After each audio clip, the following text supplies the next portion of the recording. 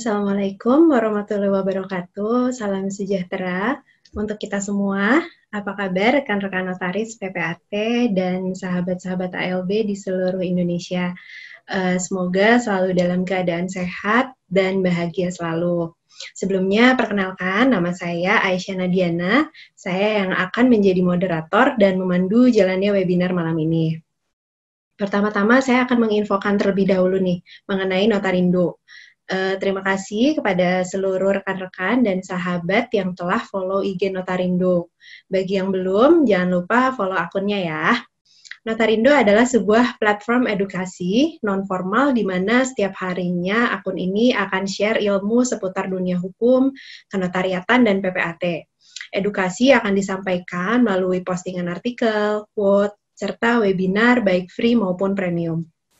Platform edukasi Notarindo ini di bawah naungan atau bimbingan dosen sekaligus notaris PPAT yang sudah tidak asing lagi ya di telinga kita semua, yaitu Bapak Dr. Udin Narsudin, SH MHum SPN, di mana beliau sebelumnya telah sering berbagi ilmu, artikel seputar hukum, kenotariatan, dan PPAT melalui berbagai edukasi platform baik sosial media maupun platform edukasi lainnya. Setiap harinya akan ada satu konten lebih pintar yang akan di-share untuk berbagi ilmu bersama rekan-rekan dan sahabat semuanya. Itu sekilas mengenai Notarindo. Bersama saya, Aisyah Nadiana, di webinar malam ini, dalam rangka memperingati kemerdekaan Indonesia yang ke-75, kita akan sama-sama mendengarkan pemaparan dari narasumber kita, Bapak Dr. Udin Narsudin, bagaimana beliau memaknai Hari Kemerdekaan dalam kaitannya dengan jabatan notaris.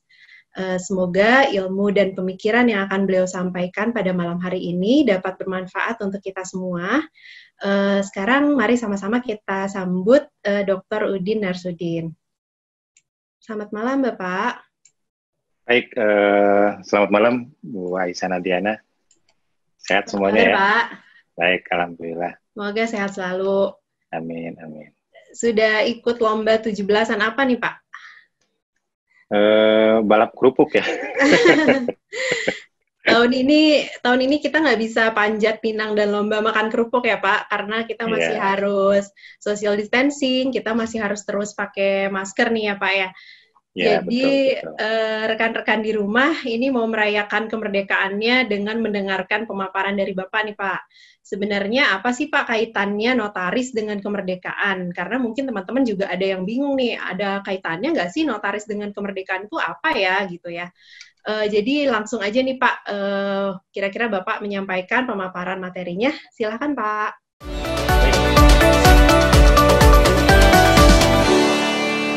Baik, terima kasih Mbak Nadia ya. Assalamualaikum warahmatullahi wabarakatuh. Salam sejahtera untuk kita semuanya. Saya mungkin akan mencoba untuk menyampaikan beberapa hal terkait dengan materi saya ya. Sudah masuk Bu Nadia materinya? Sudah Pak.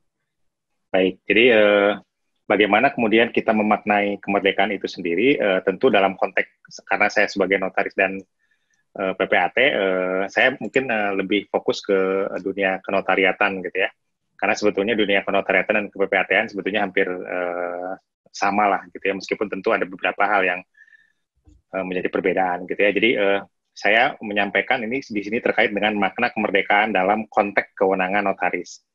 Nah, kita tahu tentu dalam konteks kewenangan notaris itu sendiri gitu ya, kita pahami dalam konteks pembukaan Undang-Undang Dasar 45, di situ disebutkan bahwa sesungguhnya kemerdekaan itu ialah hak segala bangsa, dan oleh sebab itu maka penjajahan di atas dunia harus dihapuskan karena tidak sesuai dengan pri kemanusiaan dan pri keadilan. Nah, kemudian juga kita pahami bahwa makna pembukaan Undang-Undang Dasar 45 itu sendiri merupakan sumber motivasi dan perjuangan serta tekad bangsa Indonesia untuk mencapai tujuan nasional, kemudian juga merupakan sumber cita hukum dan moral yang ingin ditegakkan, kemudian juga mengandung nilai-nilai universal dan lestari. Kalau ditanyakan terkait dengan konteks atau hubungannya dengan dunia kenotariatan dan dunia ke-PPAT-an, memang dari sudut filosofis jauh gitu ya. Kalau kita rangkai dalam konteks pembukaan Undang-Undang Dasar 45 gitu ya. Tetapi tentu dalam konteks pelaksanaan jabatan notaris gitu ya, kita harus pahami bahwa jabatan notaris itu sendiri sebetulnya adalah jabatan yang merdeka gitu ya. Dari semenjak awal pembentukan dalam tanda petik atau adanya notaris, sebetulnya notaris itu sendiri adalah didasarkan oleh suatu sikap yang sebetulnya sikap yang independen gitu ya, jadi tidak memihak. Oleh karena itu konteks kemerdekaan itu sendiri, konteks sisi proklamasi itu sendiri sebetulnya dekat dari sudut yang sifatnya itu adalah frasa gitu ya. Nah, kita tahu bahwa momen peringatan proklamasi kemerdekaan Republik Indonesia itu sendiri harus dimaknai dengan filosofis yang menuju perubahan yang lebih baik dalam mengisi kemerdekaan ini. Ya, jadi tentu dalam konteks kewenangan notaris itu sendiri, memang kalau sisi normatif sebetulnya Undang-Undang Jabatan Notaris kan tidak tidak dikaitkan secara langsung gitu ya dengan konteks kemerdekaan, dengan konteks yang disebut sebagai apa yang tertuang di dalam pembukaan Undang-Undang Dasar 45 yang tadi saya sebutkan gitu ya. Tetapi tentu dalam kewenangannya notaris sebagai salah satu instrumen hukum ya di negara kita, di negara Republik Indonesia, juga tentu harus menunjukkan peran yang positif di dalamnya. Ya, di samping tentu kalau kita bicara tentang dalam konotasi kewenangan gitu ya, di situ tercermin apa yang harus dilakukan, apa yang tidak boleh dilakukan. Yang sebetulnya di dalam Undang-Undang Jabatan Notaris dirumuskan lebih jauh gitu ya, baik dalam konteks kewenangan itu sendiri maupun dalam konteks kewajiban dan termasuk juga tentu dalam hal larangannya gitu ya. Nah, tentu tidak berlebihan rasanya gitu ya dalam menjalankan kewenangannya itu sendiri, menegaskan kemerdekaan dalam setiap langkahnya dengan mendasarkan Undang-Undang Jabatan Notaris dan Kode Etik Notaris. Nah, oleh karena itu terkait dengan hal tersebut, tentu kita harus runut dari ketentuan-ketentuan yang berkaitan dengan notaris itu apa, notaris itu siapa gitu ya. Kita lihat dalam konteks Undang-Undang Jabatan Notaris itu sendiri gitu ya. Nah, Undang-Undang Jabatan Notaris yang merupakan salah satu unifikasi terkait dengan kewenangan notaris, kita lihat di dalam pasal 1 angka 1 UJN-nya sendiri, menyebutkan adalah notaris adalah pejabat umum yang berwenang untuk membuat akta otentik dan kewenangan lainnya sebagaimana dimaksud dalam undang-undang ini. Kemudian juga pasal 1 angka 1 dalam UU JNP, ya, Undang-Undang Jabatan Notaris Perubahan, juga menyebutkan notaris adalah pejabat umum yang berwenang untuk membuat akta otentik dan memiliki kewenangan lainnya sebagaimana dimaksud dalam undang-undang ini atau berdasarkan undang-undang lainnya. Nah, di situ ada beberapa hal yang kita maknai, ada beberapa perubahan gitu ya dalam konteks UUJN Undang-Undang Nomor 30 Tahun 2004 dan kemudian ada perubahan dalam Undang-Undang Nomor 2 Tahun 2014 yang kemudian disempurnakan lebih jauh gitu ya dalam konteks undang-undang ini atau dalam konteks undang-undang lainnya. Karena sebagaimana dipahami bahwa dalam konteks kewenangan notaris itu sendiri memang diatur secara khusus di dalam Undang-Undang Jabatan Notaris, tetapi kemudian juga ada pengaturan lainnya dalam konteks undang-undang yang lain, yang itu berkaitan dengan bagaimana kewenangan notaris itu kemudian harus dilakukan. Contohnya misalkan dalam konteks Undang-Undang PT, dalam konteks Undang-Undang Yayasan, dan seterusnya gitu ya. Nah, kemudian juga kita pahami bahwa pejabat umum merupakan terjemahan dari open bar amteraren, ya, yang dapat ditemukan di antaranya di dalam pasal 1 peraturan jabatan notaris gitu ya. Walaupun tentu kalau kita lihat di dalam konteks PJN kan memang 1860 sudah tidak berlaku lagi karena kemudian berlaku dalam hal ini adalah Undang-Undang Jabatan Notaris dan Undang-Undang Jabatan Notaris Perubahan gitu ya.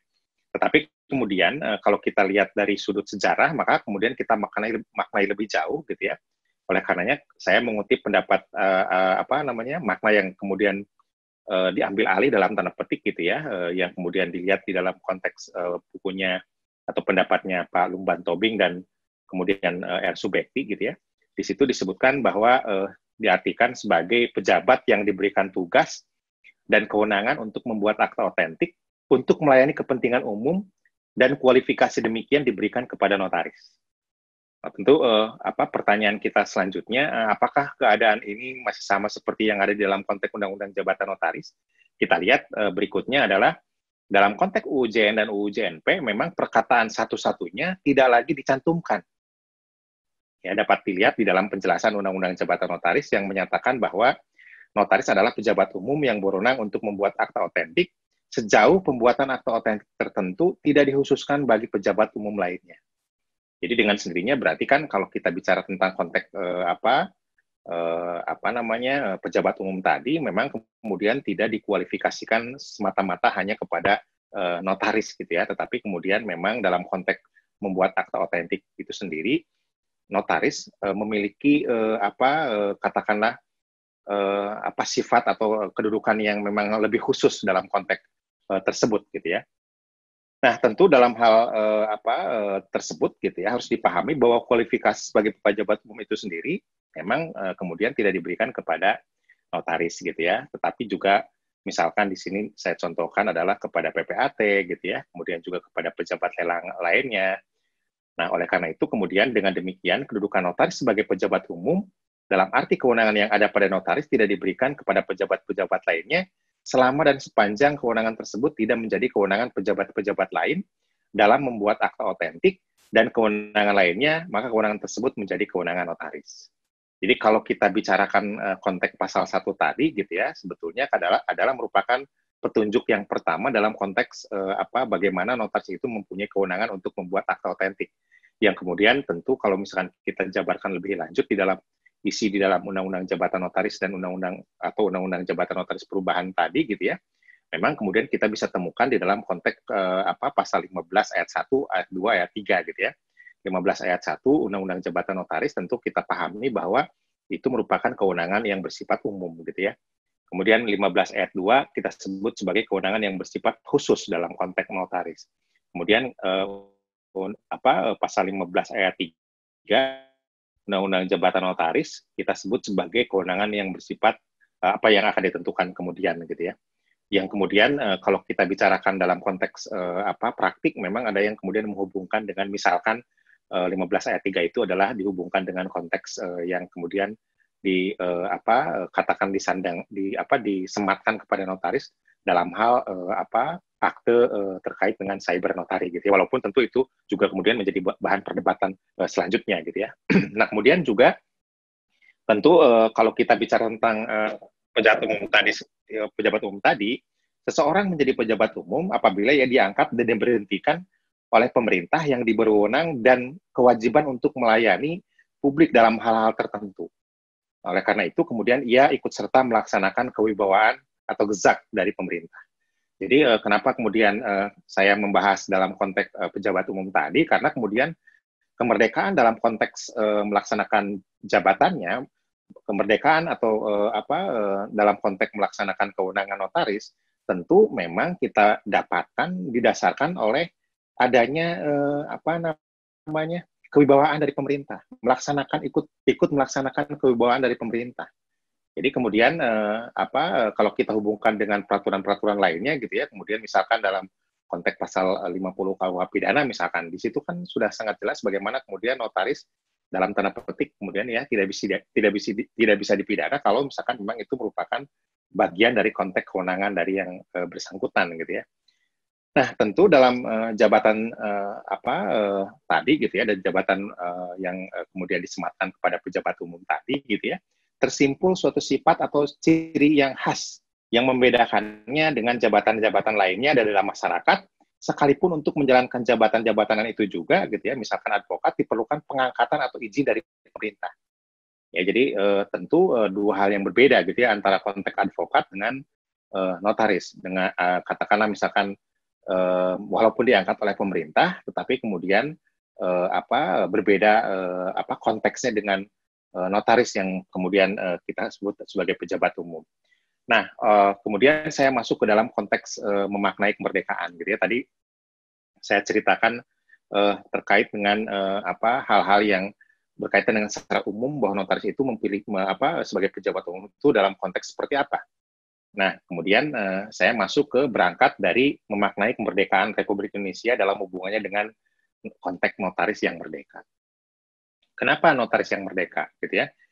Dalam beberapa kesempatan, memang seringkali saya menulis gitu hal-hal yang kemudian dalam tanda petik merupakan bentuk dari penyimpangan pelaksanaan kewenangan yang dilakukan oleh notaris, termasuk juga tentu di dalamnya ada embel-embel yang lain gitu ya. Makanya kemudian saya di sini membuat kata kunci atau memberikan kata kunci. Sebetulnya adalah kata kuncinya membangun profesionalitas. Ya, kenapa kemudian saya sebut sebagai membangun profesionalitas? Apakah kemudian sekarang ini dianggap bahwa pelaksanaan jabatan notaris itu tidak ada atau belum mencapai ke arah sana, gitu ya? Nah, mudah-mudahan memang nanti arahnya ke arah yang lebih baik, gitu ya, dengan harapan-harapan yang kemudian kita sama-sama tularkan kebaikan-kebaikan dalam konteks pelaksanaan jabatan tersebut, gitu ya. Nah, kita tahu di sini notaris wajib memberikan pelayanan sesuai dengan ketentuan dalam Undang-Undang Jabatan Notaris. Pelayanan yang sesuai, ya, kecuali ada alasan untuk menolaknya. Dengan mengutamakan keahlian notaris dalam menjalankan tugas jabatannya berdasarkan Undang-Undang Jabatan Notaris dan Kode Etik Notaris. Tindakan profesional notaris dalam menjalankan tugas jabatannya diwujudkan dalam melayani masyarakat dan akta yang dibuat di hadapan atau oleh notaris. Kita tahu bahwa ada dua produk dalam tanda petik ya yang kemudian dihasilkan oleh notaris, dua jenis produk yang dihasilkan oleh notaris. Yang pertama adalah relas akten, yang kedua adalah partij akten. Nah, dari dua akte tadi, dua jenis akte tadi sebetulnya adalah pemahaman terkait dengan melaksanakan jabatan dengan baik, itu selalu didasarkan oleh Undang-Undang Jabatan Notaris dan Kode Etik Notaris, gitu ya.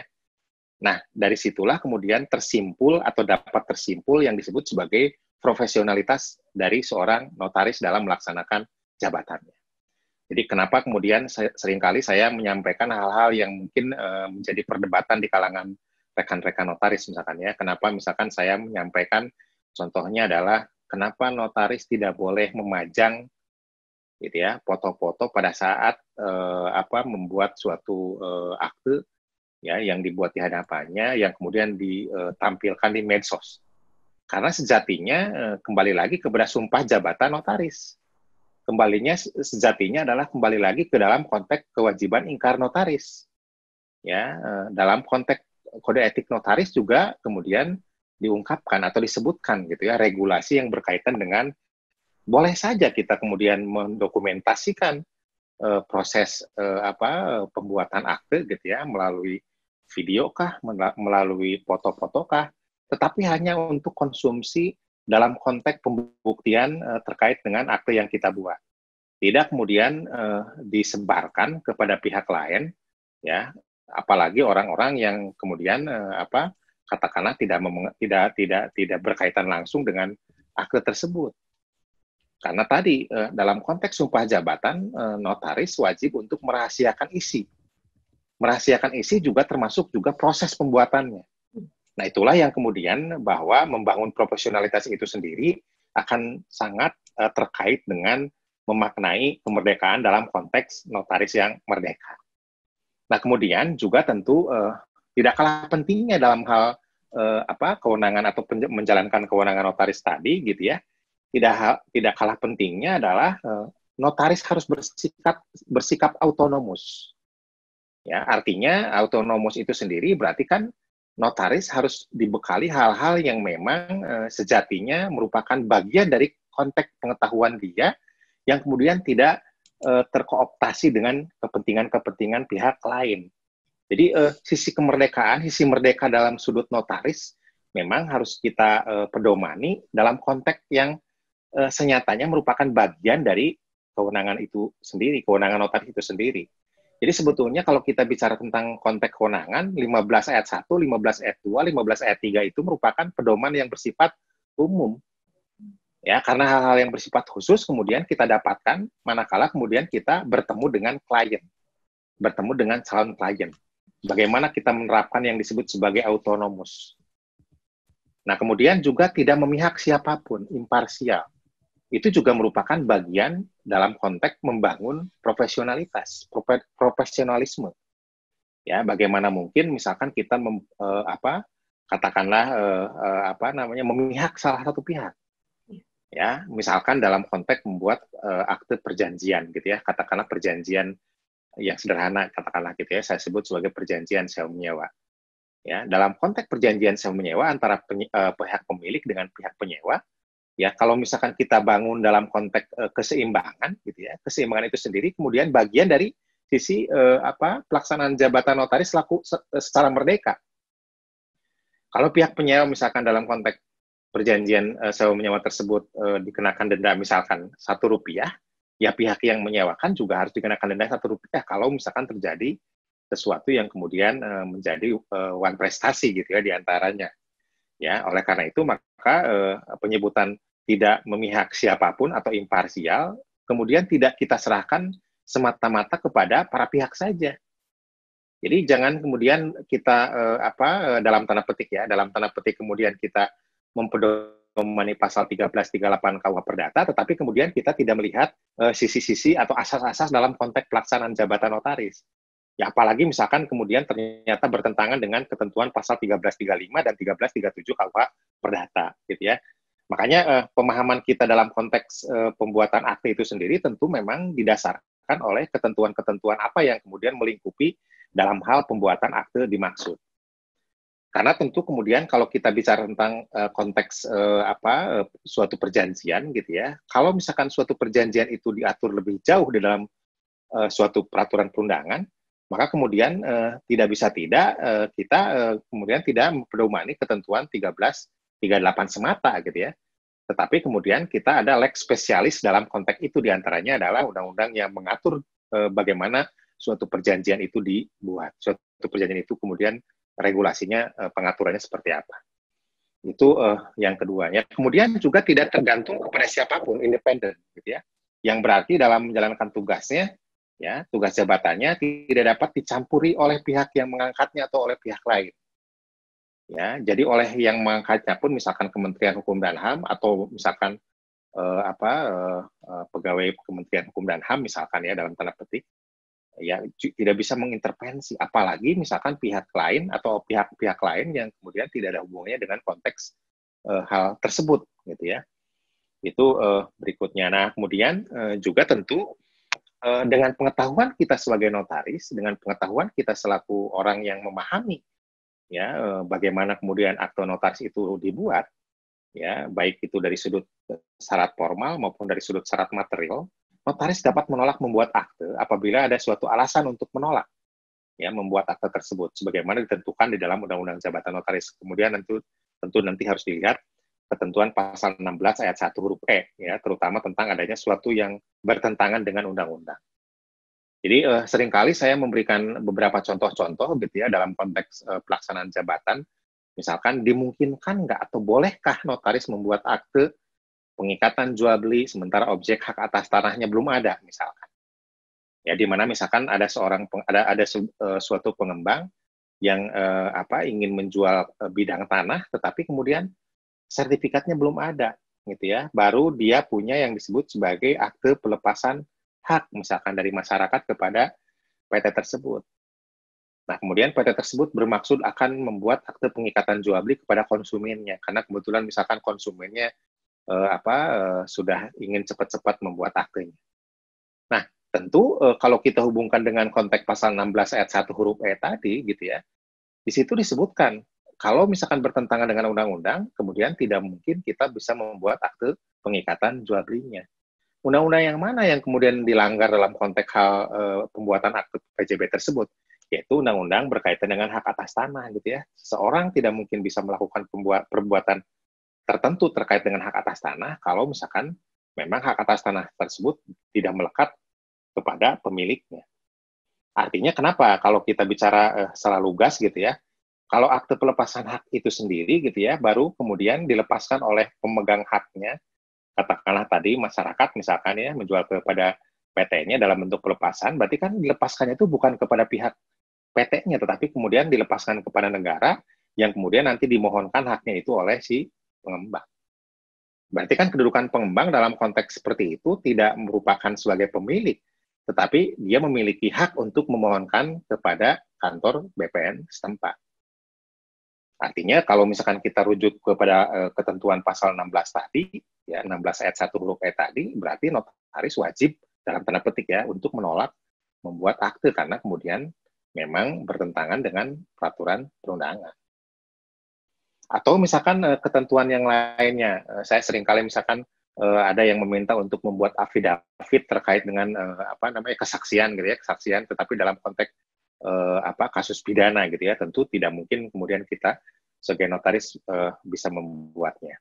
Nah, kemudian tentu dalam konteks penekanan dapat menolak membuat akte harus dengan pemahaman yang baik. Ya, karena apabila prasyarat tersebut dilaksanakan tanpa pemahaman, bisa mengakibatkan persoalan tersendiri dalam pelaksanaan kewenangan notaris. Artinya, tentu dalam konteks hal ini gitu ya, harus kita pahami ada 4 hal yang kemudian kita pedomani dalam konteks notaris. 4 hal itu sendiri adalah notaris harus berwenang sepanjang mengenai aktenya, gitu ya. Jadi dalam ketentuan pasal 15 ayat 1 sebetulnya di situ disebutkan bagaimana regulasi terkait dengan konteks kewenangan tersebut, dimulai dengan perjanjian gitu ya, kemudian perbuatan hukum dan seterusnya. Tentu harus kita pahami lebih jauh gitu ya terkait dengan bagaimana kemudian notaris itu membuat perjanjian yang tadi saya contohkan beberapa contoh gitu ya. Bagaimana kemudian membuat notaris membuat akte dalam konteks pernyataan misalkan. Bagaimana kemudian notaris membuat akte dalam konteks peristiwa hukum misalkan. Ya, contohnya misalkan dalam konteks pembuatan keterangan waris gitu ya. Walaupun pembuatan keterangan waris untuk notaris itu sendiri atau kewenangan notaris itu sendiri hanya untuk warga negara Indonesia keturunan Tionghoa, tetapi kemudian juga harus dipahami bagaimana kemudian pemahaman kita terkait dengan cara untuk membuat keterangan waris dimaksud gitu ya. Makanya pemahaman terkait dengan keterangan waris itu sendiri kemudian selalu harus dihubungkan dengan yang disebut sebagai wasiat misalkan. Dihubungkan dengan konteks golongan-golongan ahli waris gitu ya, dalam konteks hukum perdata barat gitu ya. Nah, itu yang dimaksud dengan bahwa dapat menolak itu sendiri, dapat menolak membuat akte itu sendiri, kemudian harus dipahami lebih jauh ya, karena tidak serta-merta kemudian kita dapat sesuka kita atau semena-mena dalam tanda petik kita kemudian melakukan penolakan pembuatan akte dimaksud gitu ya. Nah, oleh karena itu, kemudian dari hal-hal yang tadi saya contohkan gitu ya, tentu ada harapan gitu ya, atau harapan yang harus terwujud dalam momen kemerdekaan Republik Indonesia sekarang ini gitu ya, mulai sekarang ke depan tentu adalah notaris diharapkan merdeka dari tekanan institusi lain. Ya, notaris harus merdeka dari tekanan rekanan gitu ya. Kemudian juga notaris harus merdeka dari tekanan diri sendiri karena kebutuhan. Itu pendapat saya terkait dengan hal ini. Mungkin bisa beberapa contoh yang selalu katakanlah kita diskusikan, misalkan dalam konteks institusi lain gitu ya. Banyak atau beberapa kejadian di mana notaris dalam tanda petik gitu ya dikriminalisasi oleh instansi lain gitu ya, oleh aparat penegak hukum lain gitu ya. Padahal kalau kita lihat dari sudut yang sifatnya adalah formal gitu ya, sifatnya juga kemudian dari sudut konteks kewenangan notaris, ternyata tidak ada hal-hal yang kemudian dianggap memenuhi kualifikasi bahwa notaris itu adalah berbuat pidana atau melakukan tindak pidana. Ya, padahal kita tahu dalam konteks tindak pidana sebetulnya seperti apa sih yang kemudian merupakan bagian dari kesalahan, bagian dari kelalaian, bagian dari kulfa atau alfa gitu ya. Atau misalkan ternyata sebetulnya melaksanakan jabatannya dengan baik, tetapi kemudian dianggap melakukan tindak pidana korupsi, misalkan. Padahal yang dia buat adalah misalkan hanya mengeluarkan cover note, cover letter, yang kualifikasinya sebetulnya adalah kualifikasi dalam konteks alat bukti perdata. Tetapi kemudian ternyata kemudian dianggap sebagai melakukan perbuatan hukum yang bertentangan atau melanggar ketentuan yang diatur di dalam Undang-Undang Tindak Pidana Korupsi. Itu yang kemudian saya maksud bahwa merdeka dari tekanan institusi lain. Ya, kita tahu bagaimana kemudian repotnya Majelis Kehormatan Notaris Wilayah yang kemudian menyidangkan notaris gitu ya. Sebetulnya ukuran dalam konteks bagaimana notaris yang baik dan bagaimana notaris yang kemudian bisa dikategorikan harus disetujui untuk diperiksa oleh aparat penegak hukum atau penyidik, itu adalah sebetulnya di ketentuan terkait dengan pasal 27 gitu ya, Permen tahun 2016 sebetulnya sudah sangat jelas gitu ya, bagaimana kemudian notaris itu bisa kemudian dipanggil atau diperiksa oleh penyidik gitu ya. Nah, berikutnya adalah merdeka dari tekanan rekanan gitu ya. Jadi kita tahu dalam beberapa saat yang lalu gitu ya, kita dikejutkan dengan beberapa kabar atau beberapa surat gitu ya yang kemudian dirilis, yang kemudian juga disampaikan ke media gitu ya. Media itu termasuk juga diketahui oleh rekan-rekan notaris, rekan-rekan PPAT, di mana kalau ingin menjadi rekanan suatu bank harus menyimpan uang deposito sebesar sekian rupiah, atau menyimpan produk-produk lain, atau membeli produk-produk lain yang kemudian bagian dari konteks produk bank tersebut, agar kemudian bisa menjadi rekanan. Kita tahu dalam konteks UU JN sebetulnya kan sudah sangat jelas gitu ya, bagaimana kemudian penyebutan rekanan itu tidak dikenal dalam konteks Undang-Undang Jabatan Notaris.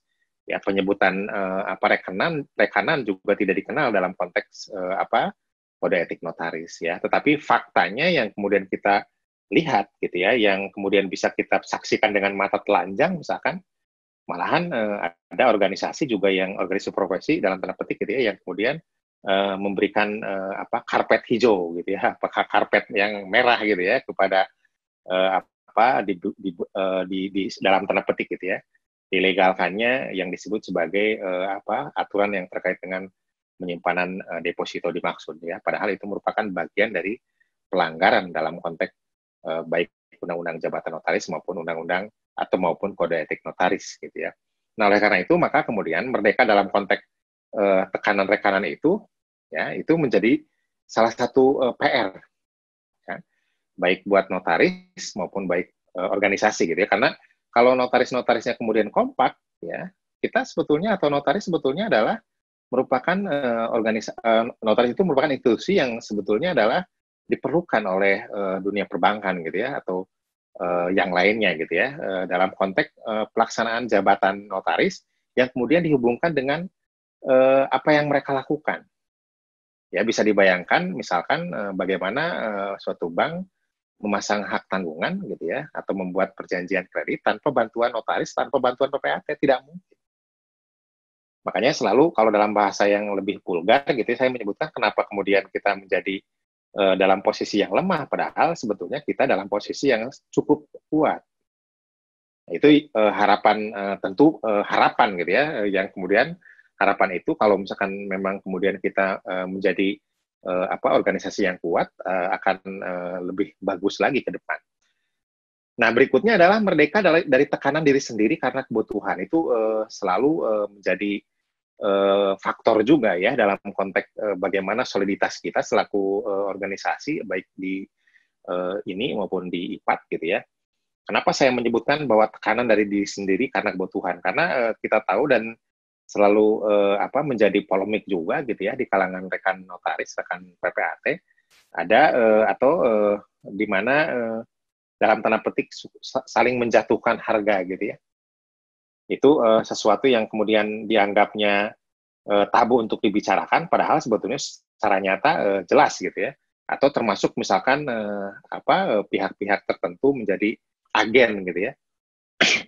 Kita sebut sebagai agen karena kemudian ternyata di beberapa tempat gitu ya, ada yang mengiklankan saya adalah misalkan ya agen yang bisa membuat akte notaris dan seterusnya. Nah, itu kita sebut bahwa kita harus bebas dari tekanan diri sendiri karena kebutuhan. Karena kalau misalkan sudah kebutuhannya menekan kita, apapun bisa dilakukan. Nah, itu yang kemudian harus dihindari bersama-sama gitu ya, baik saya sendiri maupun teman-teman yang lain gitu ya.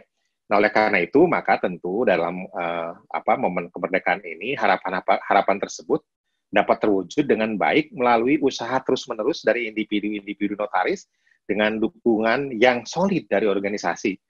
Kalau dalam konteks notaris tentu dari Ikatan Notaris Indonesia, kalau dalam konteks PPAT tentu dari Ikatan Pejabat Pembuat Akta Tanah Indonesia. Walaupun tentu harapan-harapan kita ini sebetulnya sesuatu yang kemudian harus kita jalankan gitu ya, dan mungkin akan sedikit banyak onak dan duri gitu ya. Nah, kemudian gitu ya dalam konteks dunia notaris tadi gitu ya, kembali lagi ke bank gitu ya. Di dunia notaris beberapa waktu yang lalu memang berkaitan dengan keharusan menyimpan deposito itu sesuatu yang kemudian menjadi boom gitu ya. Katakanlah sangat diramaikan dengan keadaan tersebut gitu ya. Sebetulnya kan kenapa tidak jual mahal notaris gitu loh. Karena peran notaris itu sendiri sangat penting dan dibutuhkan ya dalam dunia perbankan. Lalu kenapa notaris itu sendiri tidak jual mahal? Ya, regulasinya sebetulnya sudah cukup. Jadi kalau saya di sini memang penekanannya itu dalam konteks Undang-Undang Jabatan Notaris dan Kode Etik Notaris ya. Tetapi dalam konteks bank itu sendiri gitu ya, dalam hal hubungannya dengan notaris sudah cukup jelas gitu ya, hal-hal yang terkait dengan bagaimana aturan bank berkaitan dengan pemberian kredit gitu ya. Makanya kenapa kemudian saya menyebutkan, termasuk dalam beberapa tulisan saya gitu ya, banyak bank yang kita sebut sebagai hampir semua overacting dengan mengharuskan notaris yang menjadi mitra dalam tanda petik rekanan, walaupun tadi saya sudah menyebutkan juga rekanan itu sendiri sebetulnya tidak dikenal. Ya kalau mitra ya dalam konteks pembuatan akte ya gitu ya, tetapi kemudian kalau rekanan seakan-akan kalau rekanan itu adalah notaris ada di bawah bank, padahal tidak seperti itu. Kalau mitra masih kita anggap sebagai sesuatu yang logis gitu ya. Nah, kenapa notaris tidak kompak kemudian memboikot bank seperti itu gitu ya?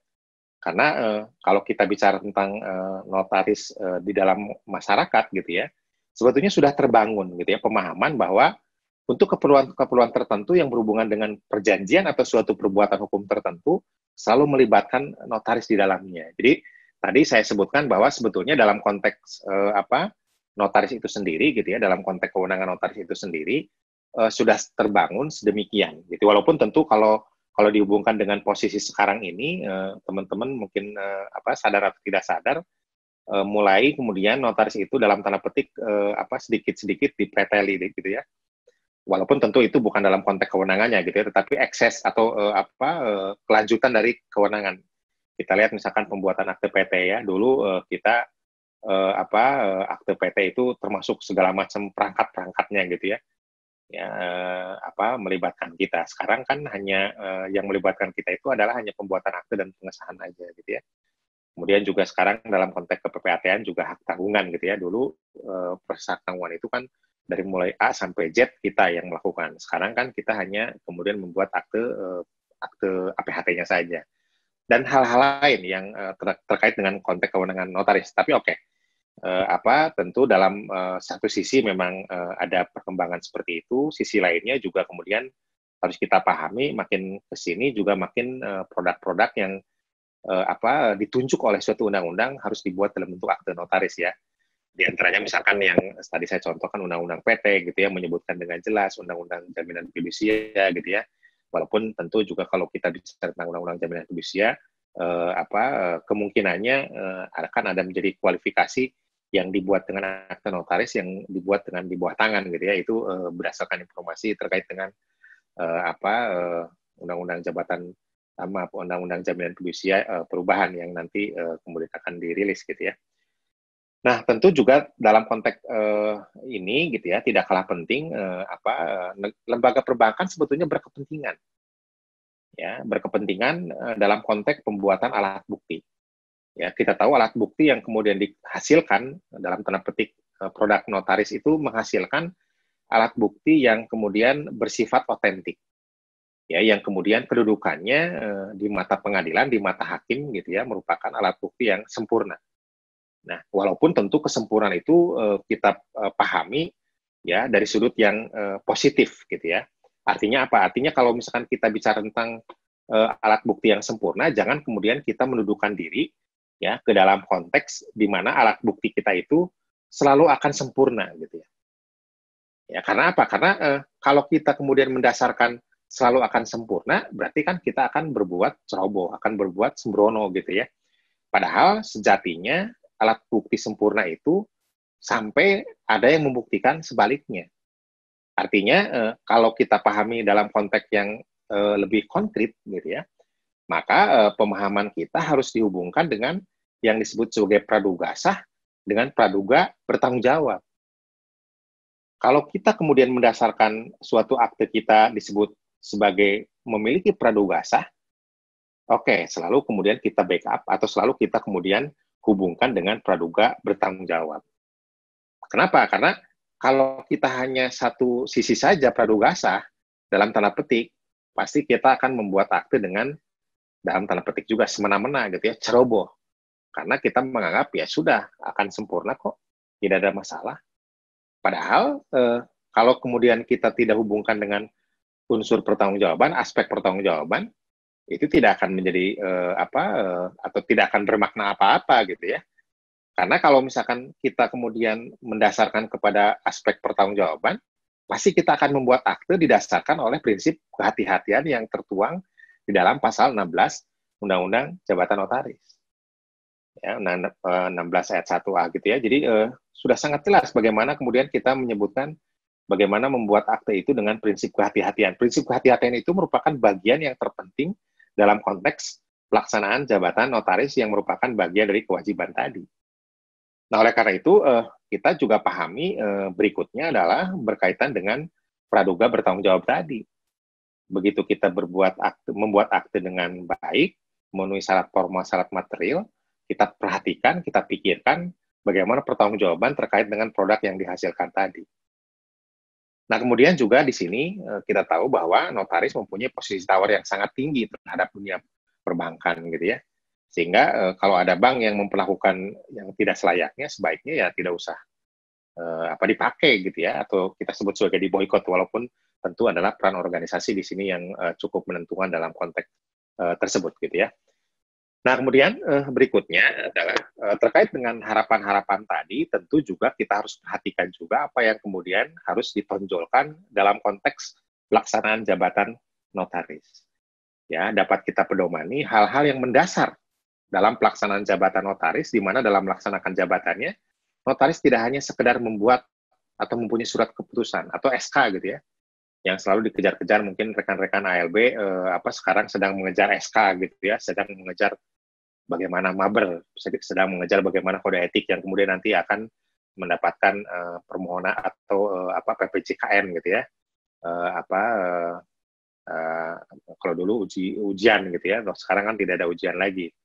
Nah, kemudian setelah itu mendapatkan SK pengangkatan dan kemudian mendapatkan berita acara sumpah jabatan. Tetapi sebetulnya itu adalah bagian awal. Ya, clue berikutnya adalah bagaimana pelaksanaan jabatan itu didasarkan oleh asas-asas yang mendasar. Ya, jadi dimulai dengan kuliah, kemudian juga lulus gitu ya. Setelah lulus kemudian masuk ke ALB. Setelah ALB kemudian kita melakukan proses-proses yang terkait dengan bagaimana ingin mendapatkan SK dan kemudian mendapatkan atau disumpah sebagai notaris gitu ya. Sebetulnya dari hal itu kita harus pahami beberapa asas dalam konteks pelaksanaan jabatan notaris dalam meraih atau untuk meraih sesuatu yang kemudian memang secara nyata dibutuhkan gitu ya. Yang pertama adalah asas persamaan. Ya, apa yang disebut sebagai asas persamaan? Ya, jadi tentu kita pahami gitu ya, pelayanan sesuai dengan Undang-Undang Jabatan Notaris yang dilakukan oleh notaris tidak membeda-bedakan satu dengan lainnya berdasarkan keadilan sosial atau keadaan sosial atau alasan lainnya. Ya, jadi alasan-alasan seperti ini tidak dibenarkan dilakukan oleh notaris dalam melayani masyarakat, hanya alasan hukum yang boleh dijadikan alasan bahwa notaris tidak dapat memberikan jasa kepada yang menghadap notaris. Asas persamaan. Ya, jadi tentu kita tidak bisa menolak selain yang tadi saya sebutkan di dalam pasal 16 misalkan. 16 Undang-Undang Jabatan Notaris, kemudian alasannya alasan hukum. Ya, tadi sebetulnya kalau kita gambarkan misalkan dalam konteks akte perjanjian gitu ya. Oh, ternyata perjanjian yang akan dibuat itu sendiri bertentangan dengan ketentuan atau syarat sahnya suatu perjanjian yang ada di dalam pasal 1320. Ya, walaupun kemudian ada pasal 1338, kemudian dibatasilah oleh pasal 1335, oleh pasal 1337 KUH Perdata. Ya, dalam konteks katakanlah misalkan ya, ada akte pernyataan keputusan rapat yang harus dibuat atau yang akan dibuat oleh para pemegang saham gitu ya. Ternyata kemudian rapatnya itu dilakukan dengan sirkul. Ya, yang hadir ternyata adalah 90%. Kalau kita hubungkan dengan kewenangan kita selaku notaris, maka batasannya adalah batasan yang ada di dalam Undang-Undang Jabatan Notaris, yang ada di dalam Undang-Undang Jabatan Notaris dan kemudian ada di dalam ketentuan-ketentuan Undang-Undang 40 tahun 2007, di mana untuk rapat umum pemegang saham secara sirkular maka harus dilakukan 100% penandatanganan dari para pemegang saham tersebut di dalam risalah rapat. Berarti kan kalau misalkan 90%, ya berarti itu adalah merupakan pembatasan yang diatur secara spesifik di dalam Undang-Undang PT. Berarti kan tidak boleh kemudian notaris membuat aktenya dengan semena-mena yang kemudian didasarkan oleh katakanlah adanya pasal 1338 KUH Perdata. Maaf teman-teman. Maaf ya. Nah, kemudian berikutnya yang kemudian adalah asas kepercayaan. Jabatan notaris merupakan jabatan kepercayaan yang harus selaras dengan mereka yang menjalankan tugas jabatan sebagai orang yang dapat dipercaya.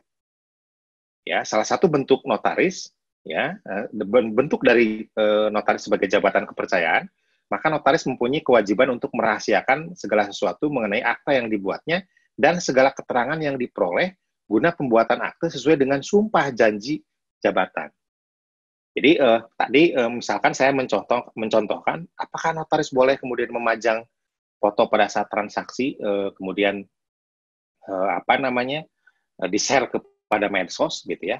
Sebetulnya dari penerapan asas kepercayaan yang kemudian kita rujuk kemudian ke dalam konteks pasal 4 Undang-Undang Jabatan Notaris dan kemudian pasal 16 Undang-Undang Jabatan Notaris sudah sangat jelas. Jadi tidak bisa kemudian misalkan kita menyebutkan lah itu hak-haknya para pihak, tidak.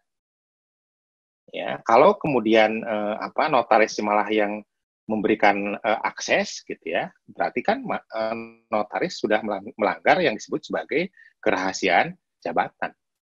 Ketentuan terkait dengan membuka rahasia jabatan gitu ya, sebetulnya bukan hanya di dalam Undang-Undang Jabatan Notaris, tapi dalam KUH pidana pun sudah sangat jelas gitu ya. Sebetulnya itulah bagian dari prinsip atau asas kepercayaan yang kemudian diberikan kepada notaris gitu ya dalam konteks pelaksanaan jabatannya. Jadi salah atau menurut saya tidak tepat kalau misalkan disebutkan memajang foto itu kemudian merupakan bagian dari konteks hak dari pihak.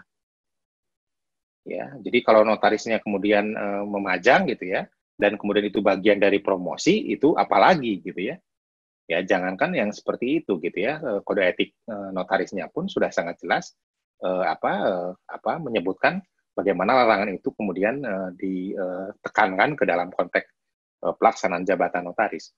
Kemudian ada yang disebut sebagai asas kepastian hukum. Jadi notaris dalam menjalankan tugas jabatannya wajib berpedoman secara normatif kepada aturan hukum yang berkaitan dengan segala tindakan yang akan timbul untuk kemudian dituangkan dalam akta.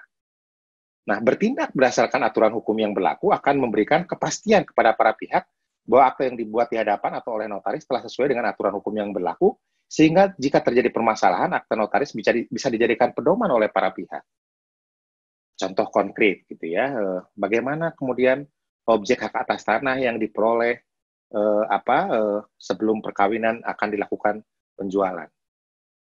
Maka tentu tidak usah menggunakan persetujuan dari istri, persetujuan dari suami gitu ya.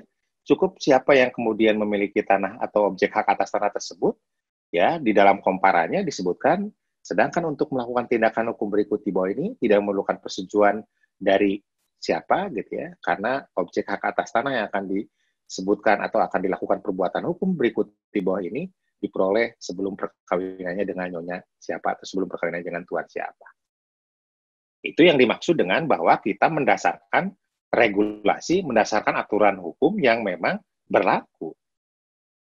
Ya, jadi termasuk juga tentu dalam konteks objek hak atas tanah yang diperoleh pada saat perkawinan kemudian bubar gitu ya, dan kemudian objek tersebut atas nama si istri akan dijual, tentu harus mendapat persetujuan dari bekas suaminya. Karena prinsip-prinsip terkait dengan hak hukum harta benda adalah harus dilihat objek itu diperoleh kapan. Bukan perbuatan hukumnya itu kapan, gitu ya, tetapi objeknya diperolehnya itu kapan. Sehingga kemudian diperoleh ketentuan bahwa objek itu masuk sebagai harta bersama dalam perkawinan atau bukan. Itu contoh dalam konteks hukum harta bersama dalam perkawinan. Tentu juga hal lain berkaitan dengan hukum pewarisan. Karena dalam beberapa kesempatan misalkan yang sebetulnya menurut saya adalah salah kaprah gitu ya. Jadi yang namanya hibah gitu ya, hibah antara orang tua misalkan ya, antara seorang bapak dengan seorang ibu gitu ya, akan menghibahkan kepada orang lain. Ya, di kantor pertanahan, di kantor BPN seringkali hibah tersebut harus dibuatkan atau harus kemudian mendapat persetujuan dari anak-anaknya. Ada anaknya yang akan melakukan penghibahan tersebut. Sesuatu yang sebetulnya adalah merupakan bagian dari salah kaprah. Karena bagaimana mungkin objek tersebut atas nama bapak dan ibunya, tetapi untuk melakukan perbuatan hukum harus mendapat persetujuan dari anak-anaknya. Ya, merupakan sesuatu yang presiden yang tidak baik, tidak benar gitu ya. Kalau kemudian itu diwajibkan kepada kita, misalkan selaku PPAT gitu ya, untuk kemudian dimohonkan persetujuan dari anak-anaknya tersebut gitu ya. Karena kemudian regulasinya sudah sangat jelas gitu ya, tidak seperti itu. Kemudian juga asas kecermatan. Notaris dalam mengambil suatu tindakan harus dipersiapkan dan didasarkan pada aturan hukum yang berlaku, meneliti semua bukti yang diperlihatkan kepada notaris, dan mendengarkan keterangan atau pernyataan para pihak wajib dilakukan sebagai bahan dasar untuk dituangkan ke dalam akte. Jadi penentuan yang disebut sebagai asas kehati-hatian atau prinsip kehati-hatian atau prinsip kecermatan, kalau misalkan dari sudut textbook ya, pasal 16 Undang-Undang Jabatan Notaris gitu yang menyebutkan misalkan dengan amanah gitu ya, itu sebetulnya kan kata-kata yang sangat mudah gitu ya. Tetapi yang paling pokok sebetulnya adalah penegasan atau penuangan dalam konteks akte yang dimaksud gitu ya. Jadi bagaimana mempersiapkan akte itu dengan prinsip kecermatan itu yang kemudian harus diperhatikan, didasarkan oleh regulasi juga, kembali lagi kepada regulasi. Jadi bisa dimungkinkan suatu akte itu tidak benar karena mungkin saja tidak tahu aturannya. Regulasinya ternyata keliru gitu ya, undang-undangnya ternyata keliru. Ya, misalkan dalam konteks sertifikat gitu ya. Sertifikat itu sendiri kan sebetulnya ada beberapa kejadian di mana sertifikatnya itu dibatalkan karena ada cacat wewenang, ya, cacat prosedur gitu ya. Kemudian ada gugatan dari pihak ketiga berkaitan dengan objek. Nah, dalam konteks notaris juga asas kecermatan itu sendiri kemudian dilihat dari sudut yang terkait dengan objeknya maupun subjeknya. Bagaimana memperlakukan objek, bagaimana memperlakukan subjek. Ya, objeknya apakah objek yang memang layak untuk diperjualbelikan atau seperti apa, atau dibuat aktenya. Nah, kemudian juga asas pemberi alasan gitu ya. Setiap akte yang dibuat di hadapan notaris ya atau dibuat oleh notaris harus mempunyai alasan dan fakta yang mendukung untuk akte yang bersangkutan atau ada pertimbangan hukum yang harus dijelaskan kepada para pihak. Jadi makanya di dalam konteks PPJB gitu ya, selalu ada premis kan, penjelasan terkait dengan kenapa dibuatkan aktenya. Nah, kalau misalkan ya, ini contoh kasus yang kemudian sampai ke pengadilan. Ada suatu akte notaris yang menyebutkan penjualan objek gitu ya, yang didasarkan oleh hanya pernyataan dari para pihak saja, sebetulnya itu adalah mereka ahli waris, ada 5 orang ahli waris. Nah, dibuatlah PPJB. Dimungkinkan nggak dibuat PPJB, sertifikatnya atas nama pewaris yang sudah meninggal dunia, tapi tidak ada keterangan warisnya, surat keterangan warisnya, hanya disebutkan 5 orang didasarkan oleh akte kelahiran, yang memang dia adalah anaknya dari yang meninggal tersebut. Nah, kita selaku notaris tentu secara normatif tidak mungkin kita membuat akte pengikatan jual belinya, karena alas haknya ya hubungan hukum dari objek dengan si yang melakukan perbuatan hukum tidak ada di dalam konteks formal, yaitu dalam bentuk surat keterangan waris. Ya, jadi tidak mungkin kita membuat akte pengikatan jual belinya, dan kasus yang seperti ini pernah terjadi di daerah sana gitu ya, di mana rapat umum pemegang saham didasarkan oleh para pemegang saham yang sebetulnya adalah ahli waris, tetapi surat keterangan warisnya tidak ada karena disebutkan sedang dalam proses pembuatan aktenya. Ya, notarisnya yang kemudian membuat aktenya dianggap sebagai membuat akte palsu. Jadi oleh karena itu maka prinsip pemberi alasan itu harus dituangkan dalam premis sebaik-baiknya. Jangan sampai kemudian kita membuat akte tapi premisnya kemudian katakanlah kita sebut menggantung gitu ya. Karena tadi yang saya sebutkan bahwa notaris harus berwenang sepanjang mengenai aktenya, mengenai orangnya, waktunya, tempatnya, itu kan berhubungan langsung dengan konteks hal-hal yang terkait dengan asas-asas yang saya maksudkan tadi gitu ya. Nah, kemudian juga larangan penyalahgunaan wewenang ya. Kita tahu dalam konteks pasal 15 UU JN tadi saya sebutkan kewenangan umum, kewenangan khusus, kewenangan yang ditentukan kemudian itu merupakan bagian dari hal yang penting dalam konteks kewenangan. Kewenangan itu sendiri kan dalam teori kewenangan tentu bisa dipahami ada beberapa teori kewenangan atau kewenangan yang didapatkan dari mandat gitu ya, kewenangan yang didapatkan dari delegasi dan atribusi. Nah, notaris adalah atribusi karena kemudian menjalankan peraturan perundangan. Sehingga apa yang kemudian tidak ada dalam undang-undang untuk kemudian bagian dari kewenangan itu ya tidak kemudian menjadi kewenangan notaris. Contohnya notaris boleh nggak membuat akte keterangan waris untuk warga negara Indonesia keturunan India? Ya tidak boleh, karena memang sejatinya aturan yang kemudian diatur di dalam Undang-Undang Jabatan Notaris dan ketentuan yang lainnya terkait dengan hal tersebut tidak dimungkinkan, karena notaris hanya berwenang untuk membuat keterangan waris untuk warga negara Indonesia keturunan Tionghoa sampai dengan sekarang. Artinya kalau misalkan kemudian notaris melanggar hal itu, bisa dianggap bahwa kemudian melanggar kewenangan tersebut. Jika notaris membuat suatu tindakan di luar wewenang yang telah ditentukan, maka tindakan notaris itu disebut sebagai tindakan penyalahgunaan wewenang. Jika tindakan seperti itu merugikan para pihak, maka para pihak yang merasa dirugikan dapat menuntut notaris yang bersangkutan dengan kualifikasi sebagai tindakan hukum yang merugikan para pihak. Kemudian juga larangan bertindak sewenang-wenang gitu ya. Kemudian proporsionalitas, tentu proporsionalitas itu kalau kita analogikan dengan suatu perjanjian itu harus dibuat dengan proporsionalitas yang menjamin kedudukan para pihak gitu ya. Nah, demikian juga dalam konteks notaris. Ya, menjaga kepentingan para pihak yang terkait dalam perbuatan hukum atau dalam menjalankan tugas sebagai notaris. Ya, tentu juga asas proporsionalitas itu sendiri juga merupakan bagian dari adanya keseimbangan antara hak dan kewajiban. Kemudian juga yang terpenting yang tadi saya contohkan dalam konteks kerangka Hari Kemerdekaan adalah profesionalitas yang saya sudah gambarkan lebih jauh gitu ya. Jadi tentu juga harus dipahami dalam konteks notaris ada pertanggungjawabannya itu adalah tanggung jawab perdata, kemudian tanggung jawab pajak gitu ya. Kemudian juga tanggung jawab dalam konteks hukum kenotariatan ya.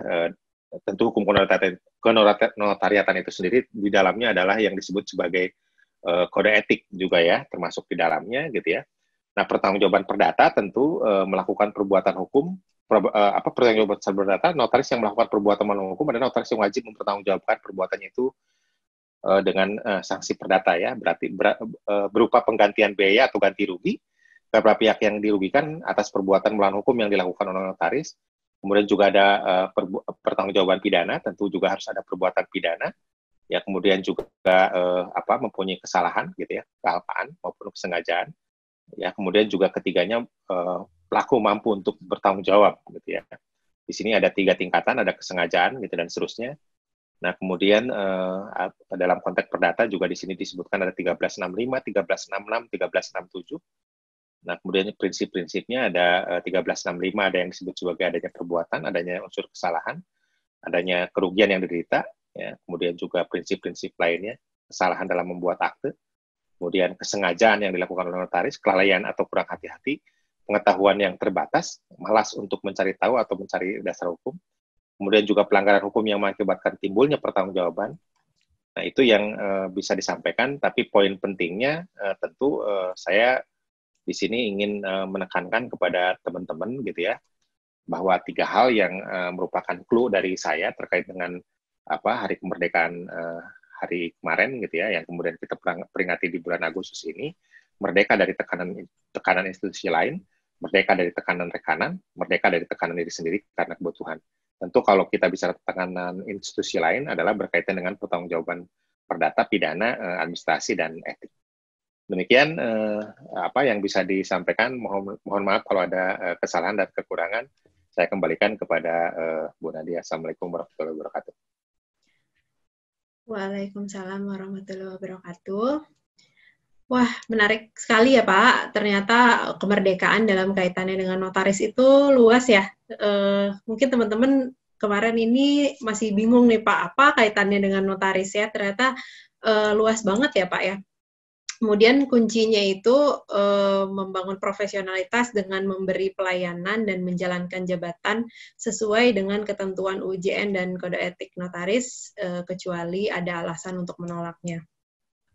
Jadi sebenarnya kita masih harus terus berjuang ya Pak ya, masih menjadi PR yang harus diselesaikan agar kita semua bisa menjalankan jabatan secara profesional, dan tentunya kita juga selalu berharap adanya dukungan dari organisasi yang menaungi kita, gitu ya Pak ya.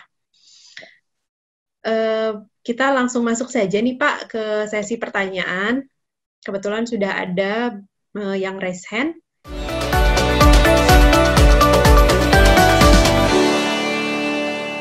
Assalamualaikum warahmatullahi wabarakatuh, Pak. Waalaikumsalam. Selamat malam buat Mbak Nadia juga ini. Terima kasih buat kesempatannya untuk bertanya. Ya, apa kabar, Mas? Baik. Nah, ini saya mau bertanya terkait dengan tema hari ini, makna kemerdekaan seorang notaris. Kita tahu bahwa notaris itu kan membuat keinginan atau kehendak para pihak dan dituangkan dalam akta, dan tentunya harus sesuai dengan peraturan perundang-undangan. Nah, terkadang kita tahu ada juga nih kerjaan dari lawyer, atau misalnya keinginan-keinginan lawyer itu kan ingin dimuatkan dalam sebuah klausul yang dibuat oleh akta notaris, yang mana terkadang klausul itu ada latar belakangnya, ada maksud tertentunya, dan nah ini yang kadang kita agak khawatir terkait ini dan bisa menjadi dominasi dalam pembuatan akta. Nah, selain kita tahu dia sebagai lawyer, terus kerjaan juga dari lawyer, dan kita tahu dia tahu hukumnya, ada pertimbangan hukumnya, atau bahkan ada legal opinion-nya, dengan harapan kalau ada sengketa ya mungkin nanti yang bersengketa ya akan ada pembelaan. Nah, ini apakah cukup aman jika sudah ada review dari seorang lawyer, atau kita berlindung pada lawyer saat itu, atau justru sebenarnya notaris harus membuat pandangannya sendiri dalam membuat akta? Nah, jika tidak, bagaimana cara notaris merdeka dalam keberpihakan tersebut dan mencegah agar kita tidak sebagai notaris yang cuma tukang cap saja. Nah, itu terus yang kedua mungkin ini singkat aja, sejauh mana notaris bisa menemukan penemuan hukum dalam membuat akte. Karena kita tahu kan ada terkadang yang tidak ada hukumnya, tapi kita ingin menuliskan dalam sebuah akte. Nah, sejauh mana notaris membuat atau melakukan penemuan hukum? Terima kasih. Terima kasih. Langsung dijawab aja ya, Pak. Baik. Saya langsung Mas Ahmad Rifki ya. Nah, terima kasih pertanyaannya sangat baik gitu ya, Mas ya. Jadi pertama tentu dalam konteks notaris tadi saya sebutkan akte kita itu adalah akte ada dua jenis, relas akten dan partage akten gitu ya. Dua-duanya memiliki kualifikasi sebagai akte otentik gitu ya, walaupun mungkin saja misalkan kalau terkait dengan partage akten itu didasarkan katakanlah karena PKR didasarkan oleh risalah rapat yang dibuat oleh para pihak gitu ya. Nah, risalah rapat yang dibuat oleh para pihak pun ini saya analogikan saja. Risalah rapat yang dibuat di hadapan atau yang dibuat oleh para pihak itu pun itu sendiri gitu ya, tentu kita harus nilai apakah risalah rapat tersebut memang memenuhi kualifikasi yang ditentukan oleh peraturan perundangan. Tadi saya contohkan misalkan berkaitan dengan risalah rapat terkait dengan PT yang dilakukan secara sirkuler gitu ya. Dan kemudian para pemegang sahamnya sudah menandatangani tetapi hanya 90% gitu ya. Nah, bagaimana notaris terkait dengan hal tersebut? Maka harus menolak tentu gitu ya. Karena apa? Karena kualifikasi yang ditentukan dalam konteks akte tersebut tidak memenuhi ketentuan yang diatur dalam Undang-Undang 40 tahun 2007. Nah, termasuk juga tentu yang tadi dicontohkan atau dianalogikan oleh Mas Rifki gitu ya. Bagaimana kedudukan suatu perjanjian yang dibuat oleh para pihak, walaupun notaris adalah menuangkan kehendak para pihak ke dalam akta otentik, tetapi kemudian ternyata ada potensi-potensi yang kemudian bertentangan dengan undang-undang, atau katakanlah misalkan berpotensi dengan adanya syarat batal gitu ya, batal demi hukum atau dapat dibatalkan, maka tentu notaris, kenapa tadi saya sebutkan ada yang disebut sebagai notaris, harus bertindak bertindak dalam konteks autonomus, bertindak dalam konteks independen gitu ya. Karena tujuannya adalah semata-mata untuk kita bisa menilai bahwa apa yang kemudian dituangkan oleh para pihak ke dalam akta otentik itu kita nilai dengan baik. Ya, jadi contoh lainnya misalkan terkait dengan bagaimana suatu akte perjanjian pengikatan jual beli ternyata objek tersebut sebidang tanah misalkan gitu ya, yang akan dibeli oleh warga negara asing, dan tanah itu adalah tanah kosong, tidak ada rumahnya gitu ya, tanah hak milik, bisa nggak dimiliki atau dimohonkan oleh warga negara asing. Tentu regulasinya kita lihat di dalam ketentuan PP 103 2015. Kemudian juga di dalam PP nomor 29 tahun 2016, peraturan Menteri Agraria Kepala BPN Perkaban gitu ya. 29 tahun 2016, dan di situ disebutkan bahwa yang boleh dimiliki oleh warga negara asing itu adalah hanya rumah tinggal. Oleh karenanya, maka tentu berkaitan dengan pertanyaan Mas Rifki tadi, kita tidak bisa memaksakan untuk kemudian kita menuangkan apa yang diinginkan oleh para pihak, walaupun dengan legal opinion sekalipun, kalau ternyata di dalamnya ada muatan-muatan yang tidak mungkin kita bisa masukkan ke dalam suatu akte notaris. Ya, jadi saya ingat apa yang disampaikan oleh rekan saya dari sana, dari luar daerah gitu ya, bahwa dia menuangkan kehendak para pihak, tetapi maaf ada kata-kata yang tidak pantas yang dituangkan, yang kemudian mengakibatkan orang lain menjadi tersinggung gitu ya, sehingga dia dilaporkan. Karena itu tadi kembali lagi ke dalam konteks penuangan apa yang kemudian kita ingin apa yang kita tuangkan di dalam akte kita tadi gitu, walaupun orang lain atau para pihak yang kemudian menginginkan itu, kalau kemudian bertentangan dengan ketertiban umum, kesusilaan, undang-undang, ya apalagi misalkan secara nyata 1335 dan 1337-nya tidak terpenuhi, walaupun kemudian sudah disusun sedemikian oleh rekan lawyer gitu ya, rekan pengacara gitu ya, maka kita berwenang atau berhak untuk menolaknya sebagaimana ketentuan pasal 16 Undang-Undang Jabatan Notaris terkait dengan kewenangan kita untuk menolak membuat akte kalau syarat-syarat didasarkan oleh undang-undang tidak terpenuhi. Demikian, Mas Ahmad Rifki. Yang kedua tadi, maaf. Ya, mengenai penemuan hukum, Pak, apakah notaris bisa melakukan? Nah, dulu gitu ya, ada mata kuliah penemuan hukum dalam konteks penotariatan gitu ya. Jadi saya mengutip pendapatnya Prof. Sudikno Mertokusumo di dalam bukunya gitu ya, Perkembangan Hukum Perdata di Indonesia. Dia menyebutkan bahwa sebetulnya penemuan hukum itu tidak hanya dilakukan oleh hakim. Ya, penemuan hukum itu bisa dilakukan oleh notaris melalui apa? Melalui produk yang dihasilkan, yaitu akte otentik. Ya, karena akte otentik itulah yang kemudian menjadi pedoman, menjadi dasar seseorang kemudian bisa mendapatkan hak dan tidak mendapatkan hak gitu ya. Contohnya misalkan bagaimana seorang notaris bisa membuat akte namanya pelepasan hak prioritas. Ya, karena dalam regulasi, dalam ketentuan peraturan perundangan tidak ada yang disebut sebagai akte pelepasan hak prioritas. Tetapi kemudian karena kebutuhan menghendaki dan kemudian di dalam konteks doktrin-doktrin yang kemudian dikemukakan oleh para ahli hukum pertanahan, dimungkinkan ada yang disebut sebagai pelepasan hak prioritas untuk objek hak atas tanah yang memang sudah berakhir masa berlakunya, yang kemudian itu diberikan kepada bekas pemegang hak atas tanah itu, kalau akan dilakukan pengalihan hak atau akan dilakukan penjualan kepada pihak lain. Termasuk juga tentu bagaimana kedudukan seorang warga negara asing yang memiliki hak atas tanah di Indonesia, ya, yang ternyata dia sudah melewati 1 tahun, ya, dari dia mendapatkan hak atas tanahnya tersebut. Apakah dia kemudian serta-merta kehilangan haknya? Maka kemudian, ya tadi yang saya sebutkan, ada yang disebut sebagai akte pelepasan hak prioritas.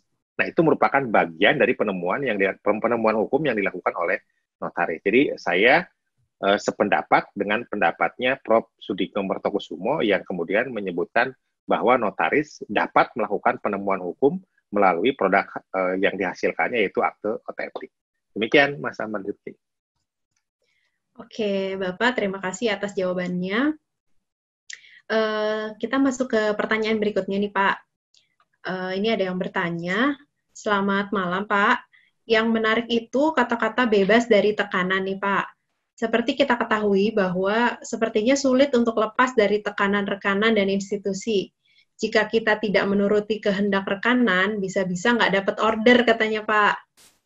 Nah, jika notaris PPAT masih tanda kutip terjebak pungli, juga berarti belum merdeka gitu, Pak. Nah, menurut pendapat Bapak, bagaimana untuk menjadi notaris yang profesional, apa yang harus dilakukan nih Pak, kalau misalnya memang dihadapi dengan keadaan seperti ini? Jadi ada yang terjebak pungli Pak, kemudian ada yang masih di bawah tekanan rekanan, katanya kalau misalnya nggak mengikuti kehendak, jadinya nggak dapat order nih Pak.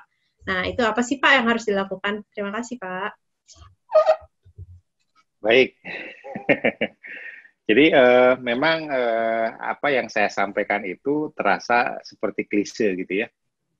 Tetapi sejatinya kalau kita bicara regulasi gitu ya, tadi saya contohkan memang ada beberapa kejadian, mungkin rekan-rekan sudah sama-sama tahu gitu ya, ada beberapa bank yang kemudian memaksakan dalam tanda petik kehendaknya tersebut gitu ya, untuk kemudian mereka ingin agar notaris-notaris yang menjadi rekanan itu menjadi menyimpan uang deposito lah gitu ya.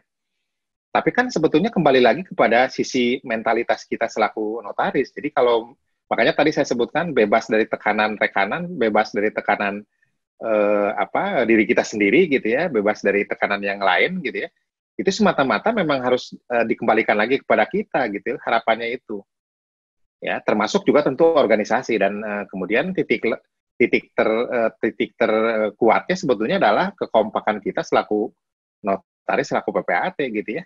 Karena kalau misalkan kemudian kita mau diobok-obok oleh pihak lain, pihak luar, ya mau gimana lagi, kan gitu.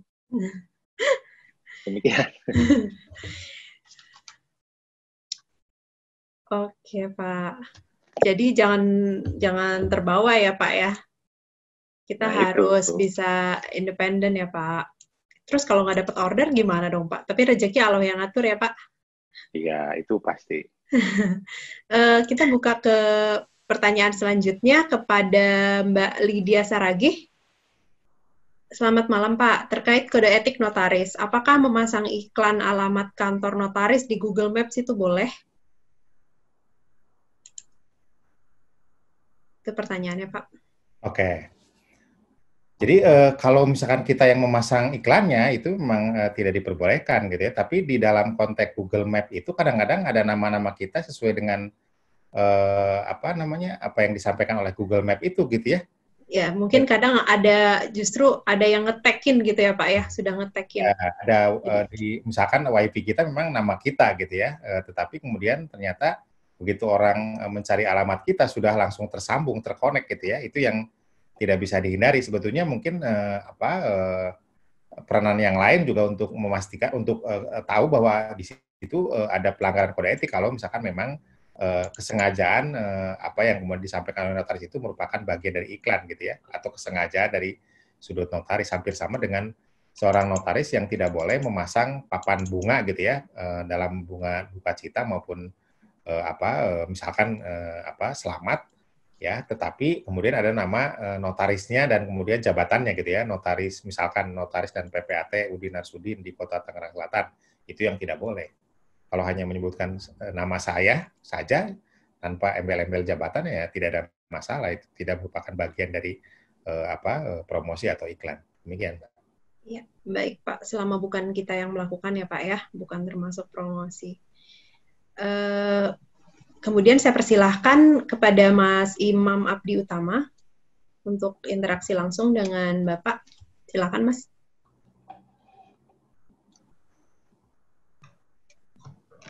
Assalamualaikum warahmatullahi wabarakatuh, Pak. Waalaikumsalam. Waalaikumsalam. Saya Imam Abdi Utama dari Bengkulu, Pak. Ingin menanyakan, Pak, bagaimana pendapat Bapak tentang notaris pengganti, Pak? Kan notaris pengganti itu, Pak, tidak perlu gelar magister kenotariatan ataupun mengambil magang ALB selama 2 tahun, Pak. Apakah menurut Bapak itu sudah mencerminkan kemerdekaan untuk bagi calon notaris yang lainnya, Pak? Terima kasih, Pak. Baik, Mas. Langsung aja ya, jadi Mas Imam ya.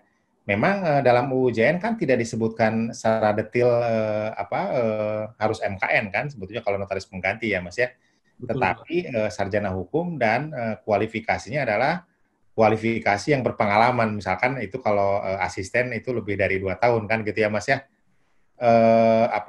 Terkait dengan apakah itu merupakan bentuk kemerdekaan gitu ya, bentuk kemerdekaan untuk kemudian dipilih sebagai notaris pengganti, ya sebetulnya itu langkahnya ke arah sana ya gitu ya, Mas ya.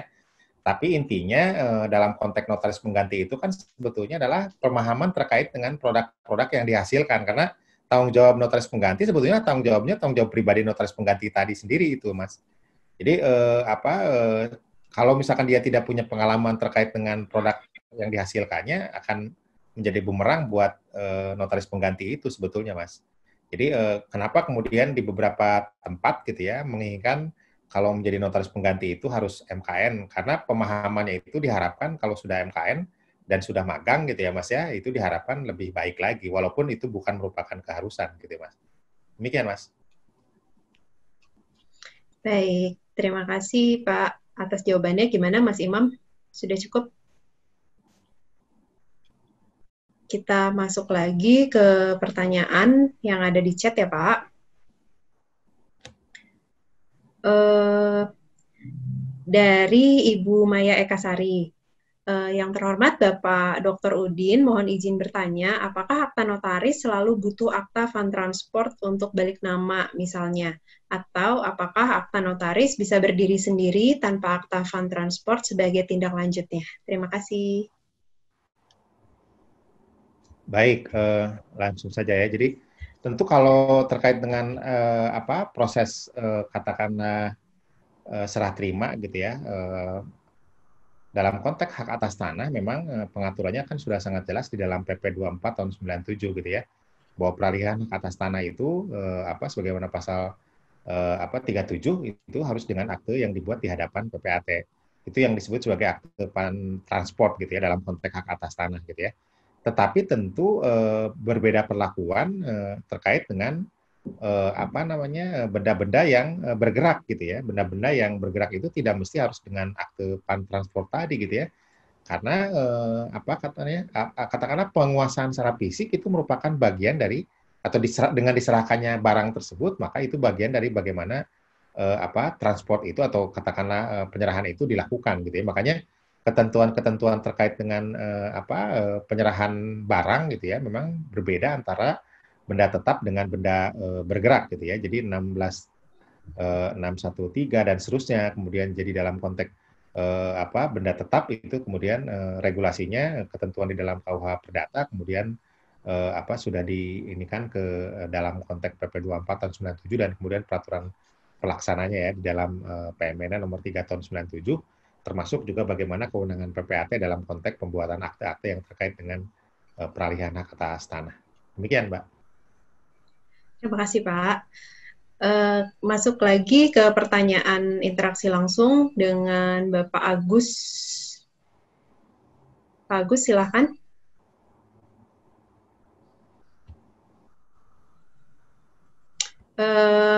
Dengan Mas Imam Wahyu Jati. Ya, silakan Mas. Assalamualaikum warahmatullahi wabarakatuh. Waalaikumsalam. Selamat malam Pak Udin dan Ibu Nadia. Selamat malam. Nah, terkait slide yang Bapak Udin tampilkan tadi, notaris ikut serta melaksanakan kewibawaan pemerintah. Apabila dikaitkan dalam teori pembagian kekuasaan, kedudukan notaris itu berada di posisi mana, Pak? Apakah di eksekutif, legislatif, atau yudikatif? Yang kedua, mengingat kewenangan yang diberikan itu adalah kewenangan atributif, kewenangan yang langsung diberikan oleh undang-undang kepada notaris. Apakah tepat, pertanyaan keduanya, apakah tepat apabila notaris dalam menjalankan jabatannya ke dalam bentuk persekutuan perdata, sebagaimana dimaksud dalam pasal 20 UUDN? Sekian pertanyaan saya, terima kasih. Mohon petunjuknya, Pak.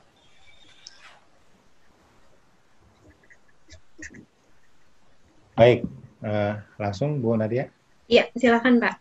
Baik, Mas Imam. Jadi tentu tadi saya sebutkan memang merupakan bagian dari pelaksanaan kewibawaan pemerintah gitu ya. Nah, notaris memang kalau kita lihat di dalam kelembagaan kenotariatan itu di bawahnya Kementerian Hukum dan Hak Asasi Manusia. Walaupun tadi saya juga sudah menyampaikan atau sudah menyebutkan bahwa walaupun kita di bawah Kementerian Hukum dan HAM gitu ya, tapi bukan berarti kemudian kita bisa mengikuti semua kemauan mereka gitu ya. Kalau kemudian ternyata tidak sesuai dengan regulasi atau tidak sesuai dengan ketentuan hukum yang berlaku gitu ya. Jadi kalau ditanyakan dalam konteks pemisahan kekuasaan gitu ya, eksekutif, yudikatif, apakah itu merupakan bagian dari eksekutif atau yudikatif ya, atau katakanlah DPR gitu ya. Nah, kalau saya memandang itu bagian dari eksekutif, tetapi bukan kemudian serta-merta kita bisa dalam tanda petik mengikuti semua keinginan dari eksekutif tadi gitu ya. Karena tadi asas-asas yang kemudian disebutkan gitu ya, yang memang kemudian tercantum dalam UU-JN itu sudah sangat jelas gitu ya. Apalagi misalkan dalam konteks KUH pidana pasal 50 juga kan sebetulnya sudah sangat jelas gitu ya, yang kemudian juga kita bisa representasikan dalam pelaksanaan jabatan kita selaku notaris.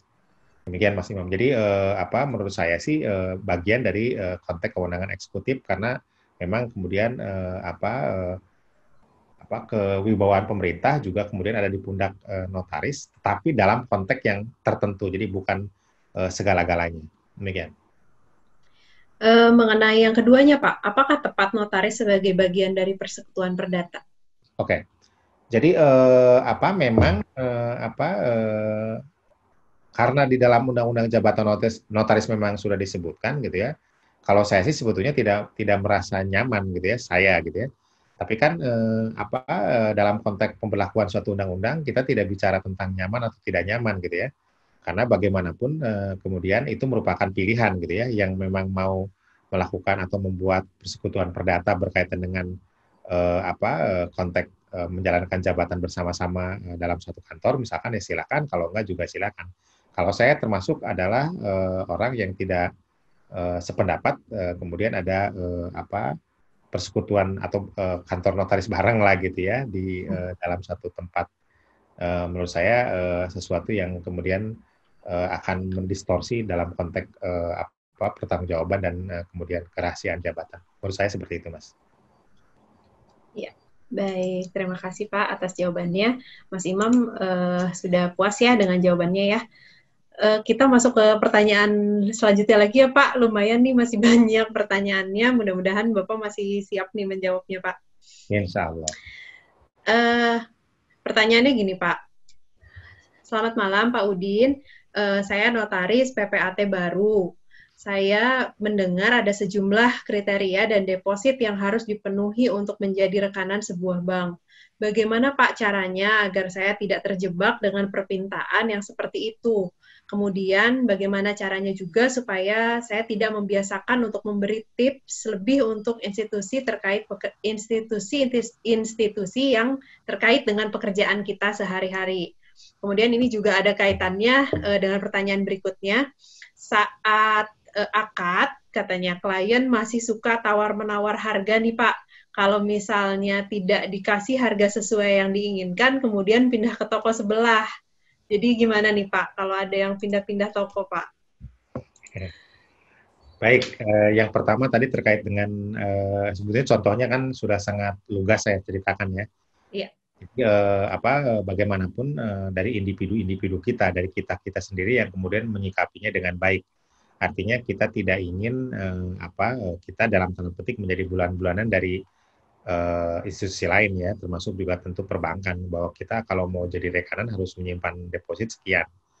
Nah, makanya kemudian kita ramai-ramai memprotes apa yang dilakukan oleh pengurus gitu ya waktu itu dengan dalam tanda petik bernegosiasi terkait dengan atau walaupun itu dalam bentuk drafting gitu ya, bernegosiasi yang kemudian mengizinkan untuk membuat draft seperti itu gitu ya, karena sejatinya secara material itu bertentangan dengan kode etik juga, termasuk juga tentu bertentangan dengan undang-undang jabatan notaris gitu ya.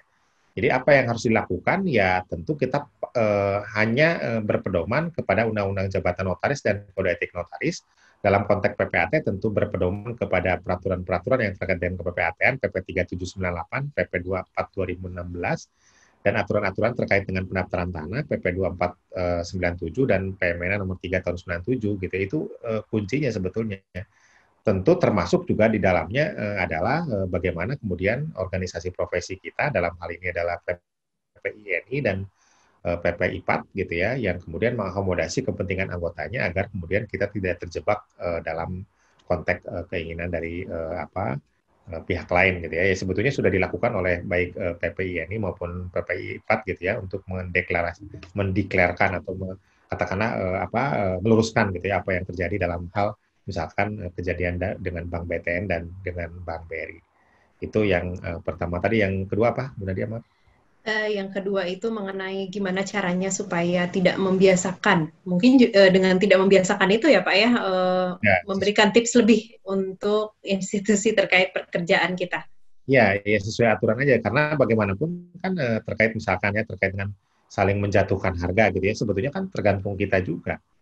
Ya, kalau misalkan kitanya mau, ya berarti kan seakan-akan kita mempermainkan atau katakanlah dalam tanda petik melacurkan diri gitu ya dalam tanda petik. Iya. Karena aturannya atau regulasinya kan sebetulnya sudah sangat jelas dalam konteks UJN misalkan pasal 36 dan dalam konteks PP 24 2016, PP 3798 terkait dengan peraturan jabatan PPAT juga bagaimana regulasi terkait dengan tarif gitu ya dalam tanda petik honorarium gitu ya. Itu juga kan sudah sangat jelas bagaimana pengaturannya gitu ya. Dan yang terpenting adalah kekompakan dari kita selaku notaris, selaku PPAT di antara kita sendiri gitu ya. Makanya kemudian dalam bingkai kode etik notaris itu yang kemudian harus dijalankan dengan baik. Demikian. Baik, terima kasih Pak atas jawabannya. Kita lanjut ke pertanyaan berikutnya. Ini mungkin agak keluar dari materi, tapi tidak apa-apa. Pak, bagaimana tindakan terhadap suatu sengketa akta apabila seorang notaris tiba-tiba stres atau lupa ingatan? Kemudian siapa yang harus bertanggung jawab atas akta tersebut? Terima kasih, Pak. Ya, baik. Jadi langsung ya. Jadi pertama tentu namanya notaris juga manusia gitu ya, bisa sakit dan seterusnya gitu ya. Itu pertama. Nah, tentu terkait dengan aspek pertanggungjawaban dalam konteks hukum pidana, kita ada yang disebut sebagai alasan penghapus pidana gitu ya. Alasan penghapus pidana itu diantaranya maaf sakit gila gitu ya. Kalau tadi disebutkan gila ya berarti kan tidak ada yang kemudian bisa mempertanggungjawabkan hal tersebut gitu ya. Tetapi sejatinya dalam konteks akte notaris, kenapa kemudian dalam UJN itu disebutkan bahwa produknya itu adalah minuta gitu ya. Nah dari minuta itu sendiri sebetulnya kan sudah sangat jelas bisa merepresentasikan apa yang kemudian dibuat gitu ya. Pada saat notarisnya itu masih sehat gitu ya dan sudah ada minutanya, itu kan sebetulnya bisa dirangkaikan didasarkan oleh alat bukti tersebut gitu ya, oleh minuta tersebut. Nah di dalam konteks minuta tadi, walaupun dia sakit dan seterusnya meninggal gitu ya, kan pasti ada pemegang protokol gitu ya. Pemegang protokol yang kemudian menjelaskan bahwa apa isi dari akte, misalkan ya aktenya adalah perjanjian pengikatan jual beli. Dari perjanjian pengikatan jual beli dalam bentuk minuta itulah yang kemudian digambarkan oleh pemegang protokol kepada siapa yang kemudian meminta keterangan dari akte tersebut. Ya sebetulnya tidak mungkin ada kebuntuan gitu ya. Kecuali kalau misalkan memang di dalam aktenya itu tidak lengkap gitu ya. Makanya kan kita selaku notaris, selaku PAT diharuskan bahwa tanggal hari ini dibuat hari ini, jam ini, ya semuanya lengkap. Ya tidak ada tanda tangan misalkan nyusul kemudian 2 hari kemudian atau nitip tanda tangan hari ini ditanggalinya 2 bulan ke depan. Itu kan tidak merupakan bagian dari konteks kewenangan kita ya. Jadi pertanyaan yang tadi dimaksudkan terkait dengan siapa yang bertanggung jawab, sepanjang akte itu adalah sudah memenuhi kualifikasi, sudah lengkap gitu ya, baik tanda tangan dan seterusnya syarat-syaratnya dan dalam bentuk minuta gitu ya, sebetulnya bisa dijelaskan oleh pemegang protokol gitu ya. Kalau misalkan ternyata dia sakit secara permanen ya, karena kan pasti harus diserahkan protokol tersebut kepada siapa pemegang protokol berikutnya, atau misalkan sudah diserahkan kepada majelis pengawas notaris di daerah tersebut. Demikian. Ya. Terima kasih Pak. Kemudian kita masuk ke pertanyaan interaksi dengan Bapak Teddy Kuswendi. Silakan Pak, dibuka mute-nya.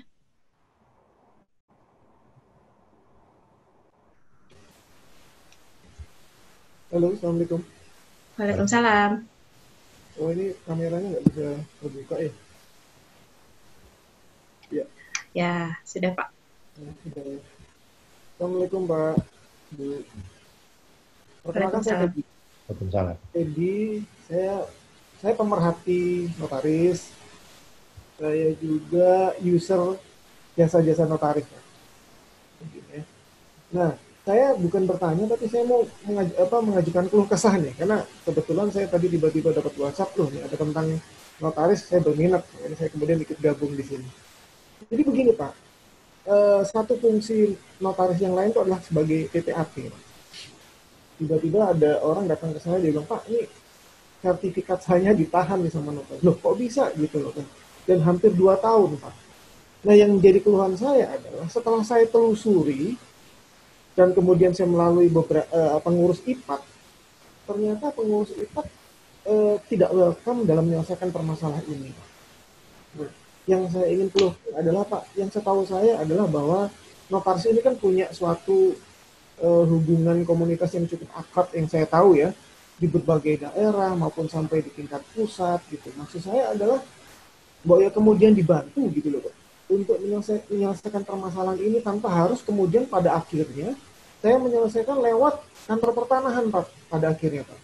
Dan harus dikonfrontir.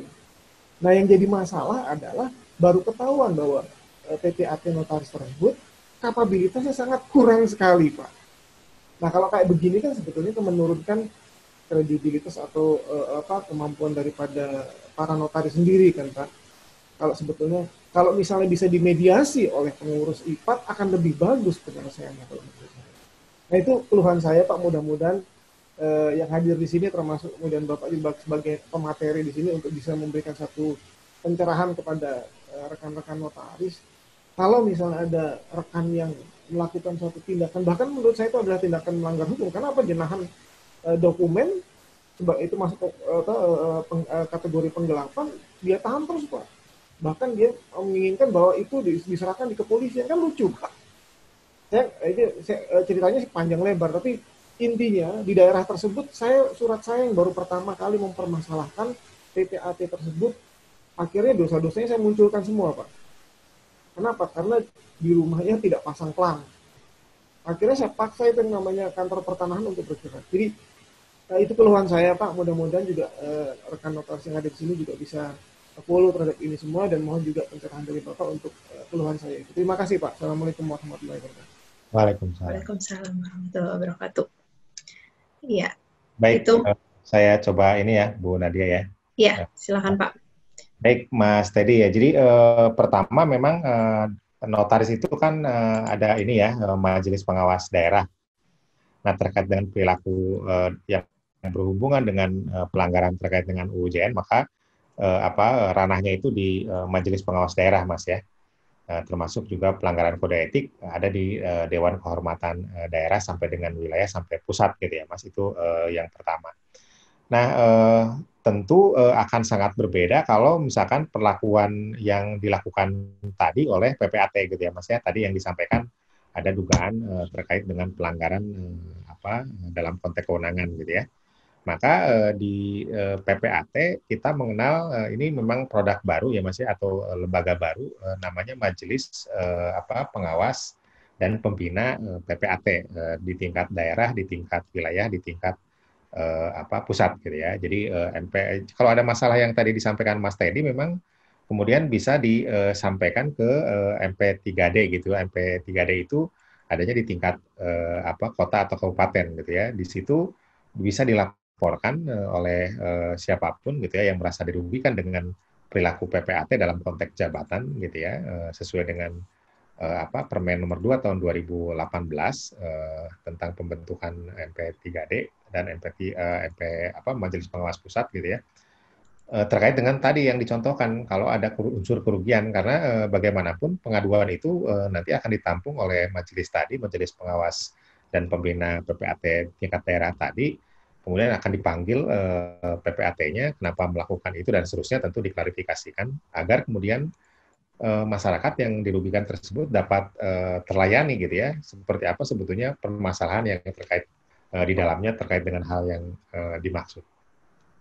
Demikian Mas Teddy, mudah-mudahan teman-teman yang lain juga bisa memperhatikan bahwa dalam konteks kewenangan PPAT gitu ya, dalam konteks kewenangan notaris tidak boleh menahan-nahan dokumen, menahan sertifikat punya orang gitu ya, apalagi tidak berhubungan langsung dengan konteks pembuatan akte yang akan dilakukan oleh PPAT yang dimaksud gitu ya, atau notaris yang dimaksud. Demikian. Ya. Terima kasih Pak. Dan mungkin juga notaris dan PPAT seperti yang Bapak sampaikan harus terus belajar ya Pak ya, belajar dan belajar ya Pak. Ya betul. kita masuk ke pertanyaan berikutnya nih Pak. Saya mau bertanya Pak, ada PTA dan PTB. PTB tersebut mempunyai tanah, dasarnya masih SPPT, sedang diproses pensertifikatan di BPN. PTA ingin kerjasama pengelolaan lahan dengan PTB. Apakah boleh dibuat perjanjian kerjasama sedangkan sertifikat belum terbit? Terima kasih Pak.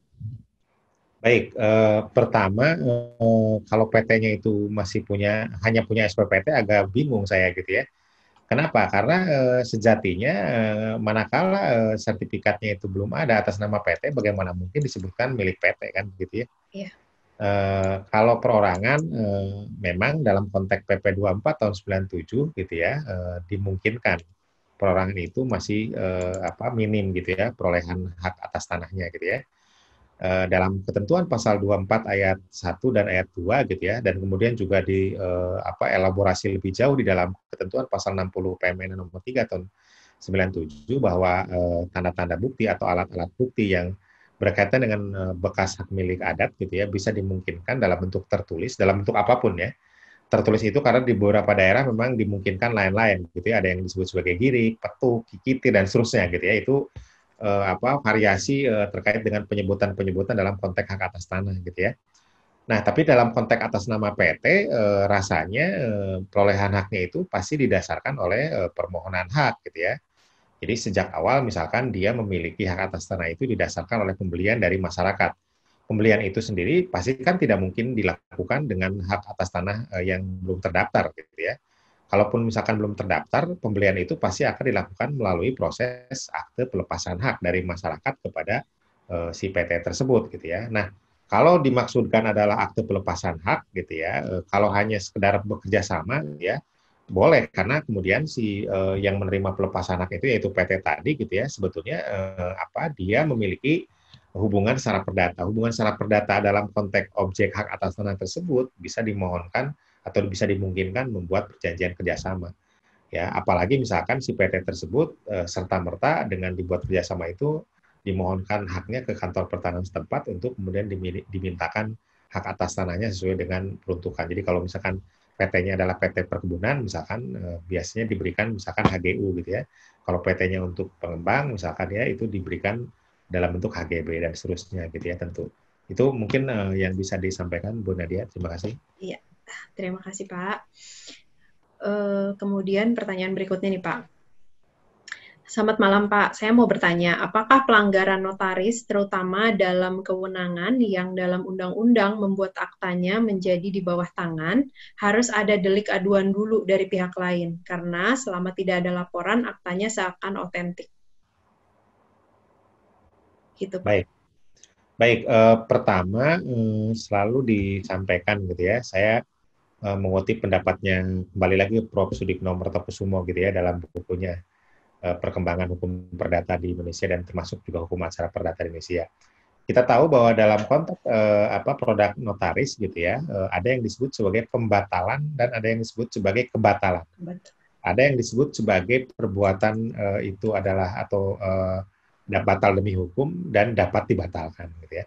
Tentu itu terkait dengan 1320 dan seterusnya gitu ya.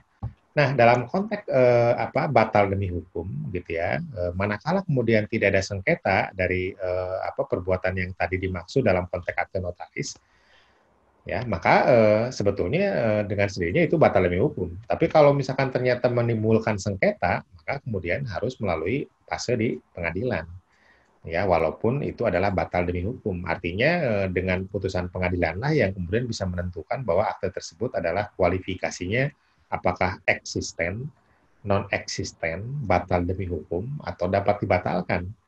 Karena sejatinya kalau misalkan batal semenjak dibatalkan, ya berarti kan itu tidak mempunyai kekuatan hukum lagi gitu ya.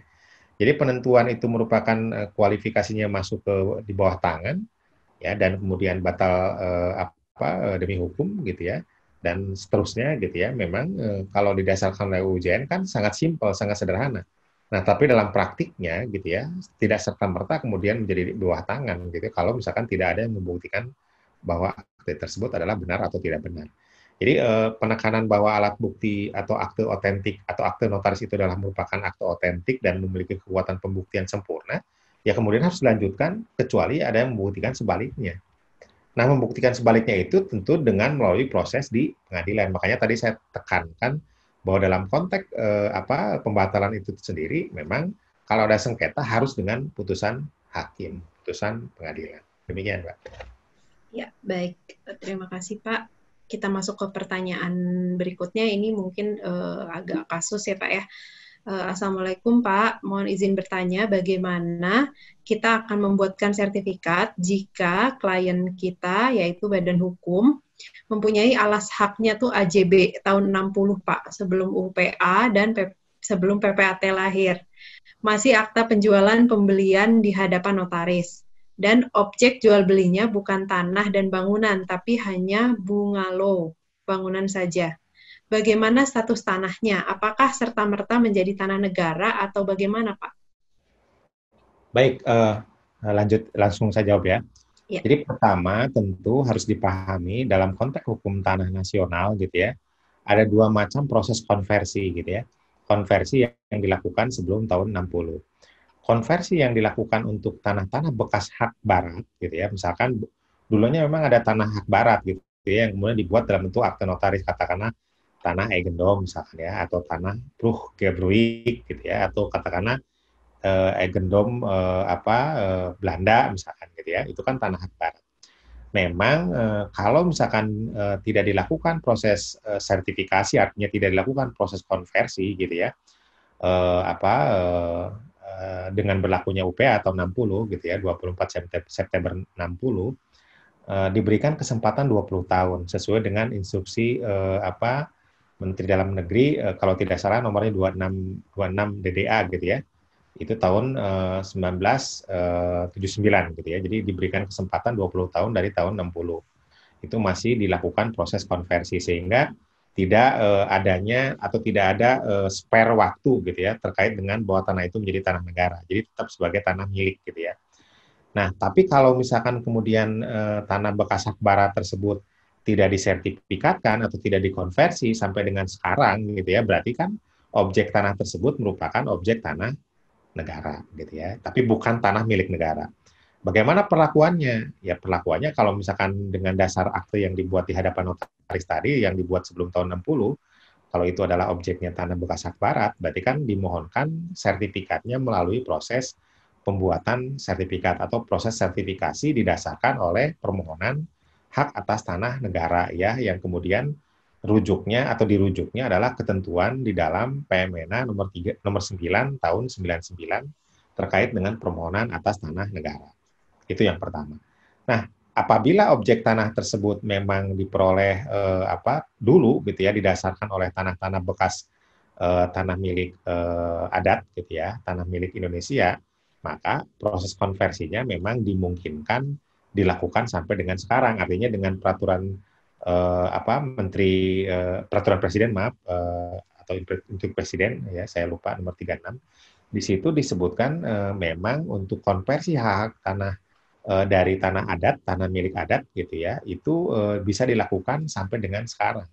Jadi perlakuannya itu tidak perlakuan kepada tanah negara, tetapi perlakuan terhadap objek tanah itu melalui proses pengakuan hak atau penegasan hak. Jadi memang ada beda perlakuan antara konteks yang tadi bekas tanah barat maupun dengan bekas tanah hak milik adat gitu ya. Makanya karena saya tidak melihat fisiknya, maka kemudian saya tidak bisa menentukan apakah itu masuk kategori tanah bekas hak milik adat maupun tanah bekas barat. Karena ketentuan di dalam konversi terkait dengan tanah-tanah dimaksud bisa dilihat secara lebih jauh melalui atau dengan didasarkan oleh PP 24 tahun 97 dan peraturan pelaksananya melalui PMNA nomor 3 tahun 97. Demikian. Ya, baik, terima kasih Pak atas jawabannya. Mungkin ini pertanyaan terakhir nih Pak. Selamat malam Pak Udin. Saya ada rencana mau mengajukan rekanan dengan finance untuk pembuatan akta fidusia. Hanya saja saya masih ragu karena kabarnya akta fidusia dalam 1 bulan bisa mencapai ratusan bahkan ribuan. Mohon saran dari Pak Udin, apakah perlu saya mengajukan rekanan dengan finance untuk pembuatan akta fidusia tersebut? Terima kasih Pak. Baik, tadi di dalam materi saya sebutkan beberapa kali terkait dengan rekanan. Sebetulnya kalau bicara tentang rekanan, memang dalam konteks notaris itu tidak ada istilah rekanan gitu ya, tapi mitra gitu ya.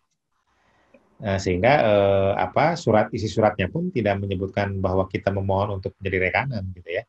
Tetapi perjanjian mungkin kalau kerjasama sih tidak ada masalah gitu ya. Tetapi penyebutannya adalah bahwa penyebutan yang seimbang gitu ya, kedudukan kita selaku notaris dengan Pak Inu itu seimbang, menyampaikan bahwa saya bersedia untuk dapat menjadi mitra Bapak terkait dengan pembuatan akte misalkan fidusia di tempat misalkan, itu nggak ada masalah sih.